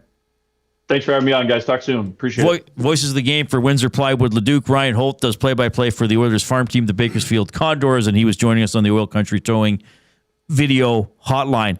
So to me, Jay, the success or the long-term viability, if we want to call it that, and I know it's almost absurd to talk about any line combination long-term, I guess, unless you're McDavid, Nugent Hopkins, and Hyman. Savoy, Howard, and Hutson. Yes, of course they need goals, but can they tilt the ice? I mean, it's one thing. There's nothing more important than hockey and a goal. Don't get me wrong, but can there be a game in which they don't score and you say, man, oh man, they were dogs on a bone. Like they were out there. Yes. I mean, of course, it's great if you pop in a goal, but can you hold the other team in their end? Can you tire out a defensive pair? Can you tire out a line? Can you draw an icing so then you can put McDavid or Draisaitl out or both? Like a spark. Right. Can you spark it and then get a line change and roll out your fresh legs and be rewarded with knowing that you started that? That's exactly what they need to do. But you know what's going to happen with that is once you get a nose for that and you start playing that way, well, bounces are going to happen. Pucks on net. You're going to get rewarded for it. Right. And the Oilers simply have not had that in that third line spot. No, not at all. And I think that's why, at least in my mind, you can call my mind whatever you want, but at least in my pea brain, this makes sense because you've got hungry dogs. Like, they want to be out there. They want to get on like dogs on a bone because they know this doesn't happen every day. This isn't how it always works out. So driving their own line together, I think, makes a great amount of success. Now, it could be overwhelming for them, yes. I mean, Savoy, Knoblock referred to it earlier that, I think he said he's not a real center. He actually play center, right? But I like the grit that Savoy has shown. Savoy has been one of those players, Reid, who you say is noticeable. Yeah, he's been fine. I mean, I think for a younger player, he's been quite good. Well, if Howard and Hutson can also be noticeable with him in a offensive forechecking manner, right, or just controlling the play for times as long as they're on the ice, then yeah, that's a win. It doesn't mean they have to come out and put up, 10 points in their first 5 games as a line, because that's very unrealistic. But given their limited role, I think, yes, grit and being that spark plug is probably the best option. From the glances I've been seeing here, it looks like a good one between U.S. and Finland. Physical. 2-1 U.S. after 2. There was I don't think he got kicked out. Boarding, but he didn't get kicked out. It was just a 2 minute. 2 minute on the Finnish player. Yeah. It was bad. It was pretty That's about bad. as bad as you can, yeah. Well, so earlier in the tournament, who was Canada playing? Was it still when they were playing Latvia? No. Who did they play before Latvia? Maybe it was, I can't remember. But there was a hit where the Canadian player didn't even get contacted in the head, and they called the check to the head. And then in that same game, a Canadian player shouldered a player in the head and didn't get thrown out. Yeah. So that's frustrating, but that looked like a hit from behind. But the States being pushed here by Finland, 2-1 for the U.S. after 2 in about an hour. Canada plays Slovakia in a quarterfinal, so that'll be fun to get home and watch on a Friday night. Jay and I are in the Canadian Brewhouse studio. Pizza Sunday is back at the Canadian Brewhouse.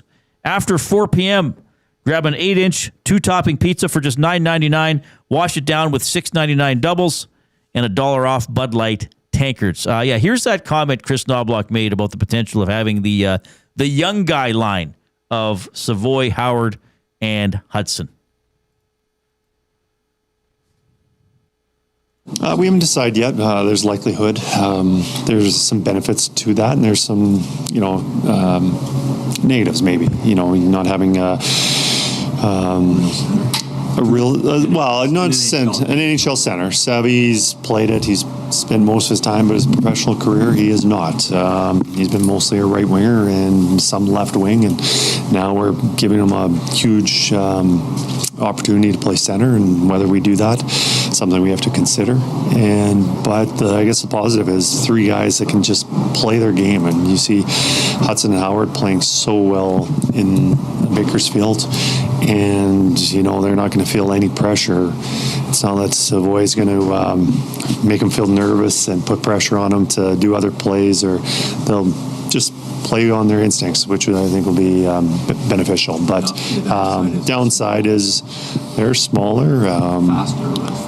There's pros and cons. So I guess we have to decide if the pros outweigh the negatives. All right. Well, by this time tomorrow, we'll know. It's a 1:30 game, 12:30 GCL Diesel Oil Stream pregame show here on Edmonton Sports Talk. Final segment of the week, including the ever-joyous words of the day for EPL when we get back.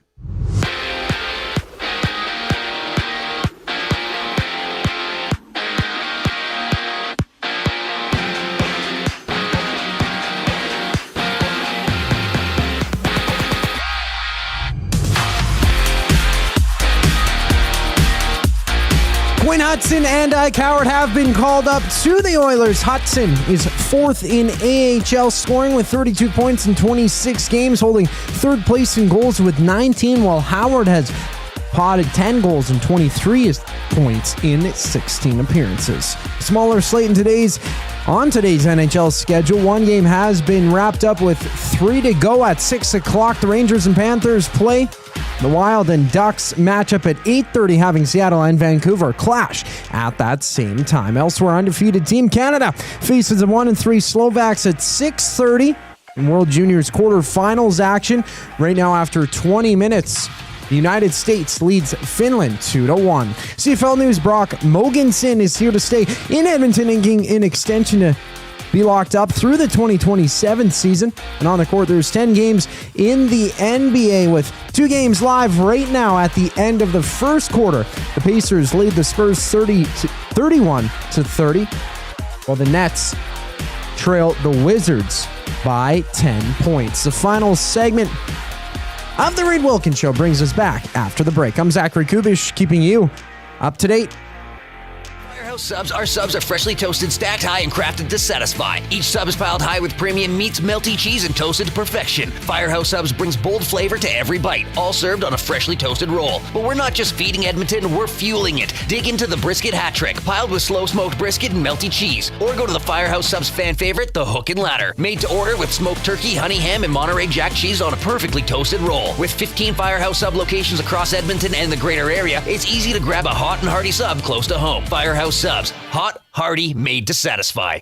Hi there. If you're like me, you like to picture yourself in luxury, even though there's absolutely no way you could afford it. And if you can, well, even better. Thankfully, I picture myself in something that is luxury, but still absolutely affordable, like the all-new Mazda CX-90 from Park Mazda. With the new luxury features like facial recognition settings and quilted detail Napa leather seating, I can pretend to be comfortable with all of my proper settings activated without even touching a button, thanks to Mitch Lewicki and the great staff at Park Mazda. I like to picture Mitch Lewicki as a ninja fighting off evil samurai. Park Mazda, your dealer for life in Sherwood Park off Y Road, parkmazda.ca. Your brand deserves more than just a whisper, it deserves a buzz. At the Hive Product Marketing, they specialize in promotional products that bring the buzz. From eye-catching giveaways to unforgettable keepsakes, they got the perfect products to make your brand stand out and get noticed. Visit the Hive Product Marketing and let them create the buzz your business deserves. The Hive Product Marketing, the official merch partner of Edmonton Sports Talk. Visit them online at thehiveproductmarketing.com. Looking for a winning strategy for your retirement? Contact me, Joaquin Gage at K4 Financial, where expertise meets dedication. I will always look for a careful approach to your retirement, ensuring your financial future is secure. From tailored strategies to clear, actionable advice, I'm here to guide you every step of the way. Don't leave your future to chance. Get in touch with me, Joaquin Gage, today at k4financial.ca or email joaquin.gage@k4financial.ca to start planning for a brighter future and a more secure retirement.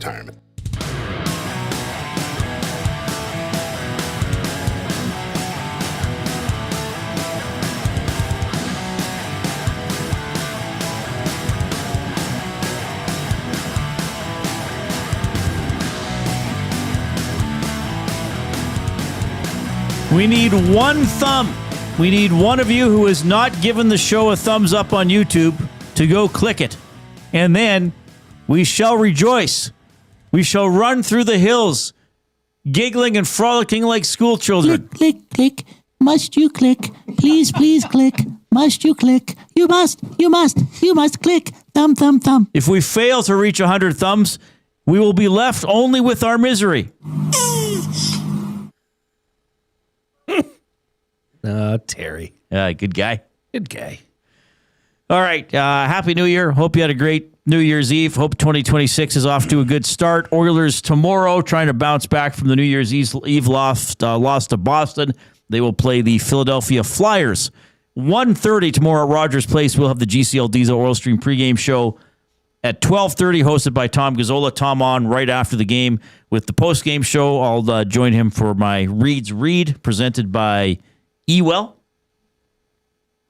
What's your buddy at Ewell again? Dave. Disco Dave. Is he a big disco guy? Yeah, that's right. Oh, why not? Call him that. We can picture him like that. Edmonton Sports Talk presented by Play Alberta.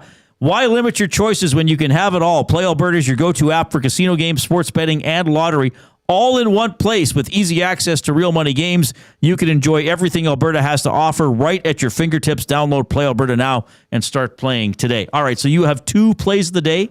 Aye, Captain. What are they again?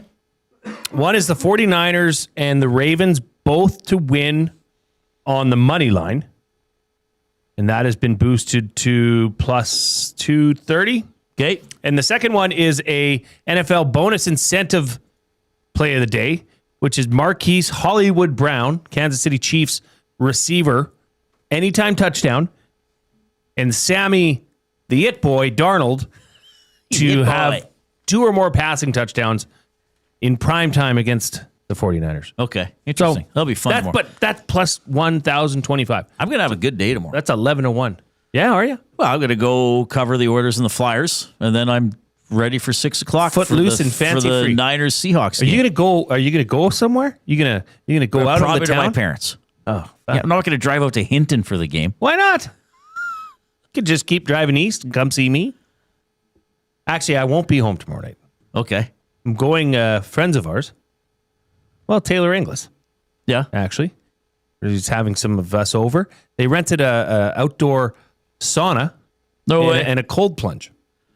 So it's a Nordic spa. You're gonna go in ice? Yeah, apparently. Yes. It's in his backyard. On a lake? No. It's in his backyard. They bring everything to you. They bring it to you. Yeah. Is there going to be video of you doing this? I can make it. There better be. Sure. So you go you won't be nude, will you? TBD. TBD, brah. They bring the unit to your yard and they set it up. It's got like a stove in it. And it creates a sauna inside this tent.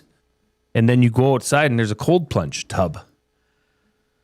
Great for your cardiovascular system. Have you ever done something like this before? Oh, yeah. They used to call them Russian showers.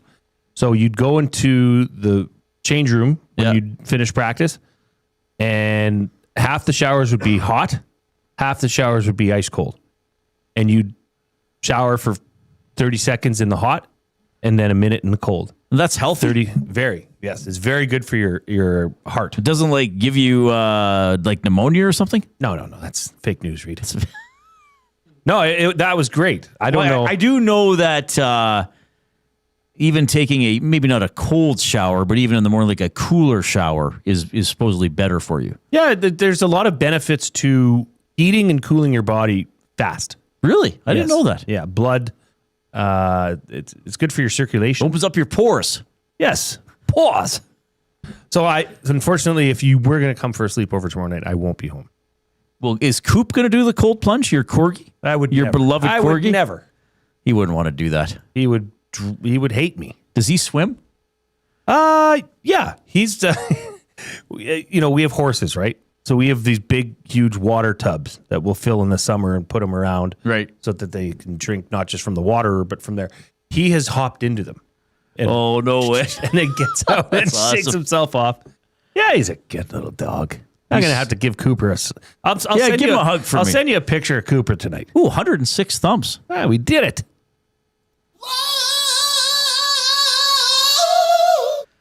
The off-topic topic for William Hoff, favorite animated movie. So do we have a consensus number one or one that got mentioned a lot or a top three, actually, maybe? Wall-E. Well, really? Was I up think there. I was I don't think I've seen it. I watched Wall-E. I was underwhelmed by Wall-E. I didn't realize it was a cartoon. Yeah. I thought it was part of it was real or like. No, it's like and there's not a lot of speaking in it, which is fine. I don't know. Wall-E did not click for me. Isn't it like an old? He's an old radio? robot or something like that. Right. Yeah. Ratatouille's got to be up there for me. Ratatouille's there. I mean, Shrek, Toy Story, Shrek, like the hits. I don't know if like classic Disney would still like my kids would much rather watch. You've got to watch Frozen. Okay. Will I enjoy Frozen? I think you will. Will it thaw my bitter frozen heart? Reid, number one, I get it. It's a little bit of princessy gimmicky stuff. Sure. But number two has a really different storyline that is set up in number one. Okay. They actually coincide, like they tie together quite well. And I think it might appease your... So what's the premise? The world is frozen? Or people are frozen? The premise Hearts are frozen? is... Yeah. The premise is that there's this magical kingdom or a kingdom, and one of the girls, the princesses, has magical powers. Okay. Which she's never been able to use, but she unleashes them. And then as she gets more into the history and behind story of these powers she has, she discovers a lot of history about her family that may not have been as so good. Oh, interesting. Okay. And then she has to go and fix that. How much singing is there? Enough. Is this the one with Olaf, the snowman? Yeah. That's the comic relief? He's good. He's funny? Okay. Well, Sven, is Sven the rider or the animal? I've never watched Frozen. Okay. You'll like it. Like, you won't dislike it. You just have to go into it with an open mind. Oh, sure. But if you watch 1 and 2, it's a story there that's good. Will there be a trilogy? A third one? I don't know. It's a great question. The Return of the Freeze? Sven is the reindeer. Sven, the reindeer. Oh, okay. Is he funny too? Yeah. Okay. Well, his Christian, I don't know. Just do it. Time for our words of the day for Edmonton Public Library. Check out Edmonton Public Library's Intellectual Freedom Campaign. EPL stands up for your right to explore every topic, every belief, and every opinion without censorship. Learn more about how EPL protects your freedom to read at intellectualfreedom.ca. The word of the day when I did my with Reid and three Jay. best Oh, I'm books. sorry. Did I break your did. concentration? Were you hear What that? are they Yeah. gonna say? Say what again? Great. Say what I thought I did that on my own. No, you talked about English, Oh, yeah, no, we did it last Monday when you were trying back. to save the sun. Well, we just did it this past Monday. Yeah. Right. Yeah. Hernan read like 24 books. Good for him. Yeah, he's good. He's really gotten into the reading. Real reader. He's a good kid. Good guy. All right. Noted good guy. First word of the day, febrile. Febra? Febrile. Oh, febrile. Febrile. I only have one way where I think I could even guess it. Are you kidding me? I'll just do my first instinct, which you often tell me to trust. Febrile.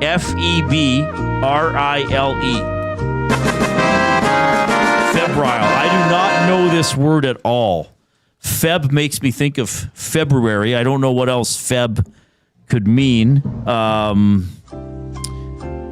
It's an adjective. What would rile mean? Febrile. I will sacrifice, since I nailed the spelling, I will sacrifice the half point and take a sentence, please. I'm finally back on my feet after recovering from a febrile illness.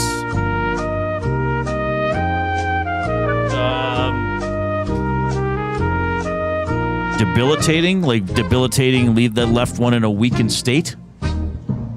I'll give you partial points. Okay. Febrile is a medical term meaning marked or caused by fever. So feverish. Oh, wow. It is sometimes used figuratively as in That's a big febrile political climate. That's a big failure. I'm going to give you... I should get nothing. 0.18. So 1.18 out of 2 for the first word. Second Right, word of the Thanks day. for that. Why 1.8? Because of Hyman? I like him. Minutia. Oh. Tom Gazzola's favorite word. Minutia. Yeah, I know what it He uses it so means. eloquently. I actually don't know if I know how to spell it. I'm always jealous of Tom when he's broadcasting and he uses the word minutia. It sounds so smart. Minutae. Okay. The ending was the only 2 letters you screwed up. Minut. Sha. I think kucha. Ya. I guess the American spelling. IA. Minutia. And these are and these are like the very fine and specific details, such as when Reid sorted his comics, he was concerned about the minutia of filing them in the right order. Something like that. It's not a great sentence. Minutia refers to a small or minor detail. It is usually used in its plural form, minutiae. Right. So I knew what I meant. Well, you knew what you meant. So I get 2.18? 2.18 out of 4. It's all right. Yeah, it's okay. Those are hard words. Febrile. Febrile? Febrile. I had no idea what that was. I would have thought it was febrile, but it's febrile. Okay. Yeah, I've never heard of that word. So that's something caused by a fever. That's what that means? Yes, feverish. Okay. Nugent option says pronunciation should be important. What did I mispronounce? Yeah, I don't know. Did you mispronounce something? I don't know. Maybe I did. Not according to Merriam-Webster's dictionary. Anyway, But I did think it looked like febrile, but it's febrile. Febrile. As per the actual pronunciation from the website.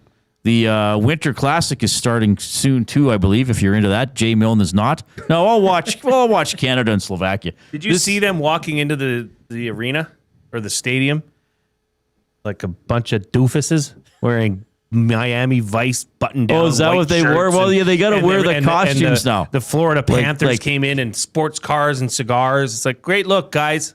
Well, and what did the Oilers do? The Oilers did the oil rig workers, and the Flames did that's fun. Yeah, but I just thought it looked rather douchey. Fair enough. Yeah. DOUCHEY. Thanks for checking us out this afternoon. Happy New Year. Hope you have a great weekend ahead. 10 a.m. tomorrow here on EST. Hello Hockey with Tom Gazzola and Sean Bell. Then at 12:30, the GCL Diesel Oil Stream pregame show setting up the Oilers and the Flyers, which is 1:30 at Rogers Place. On behalf of Zachary Kubish and Jay Milne, I'm Reid Wilkins. Take care.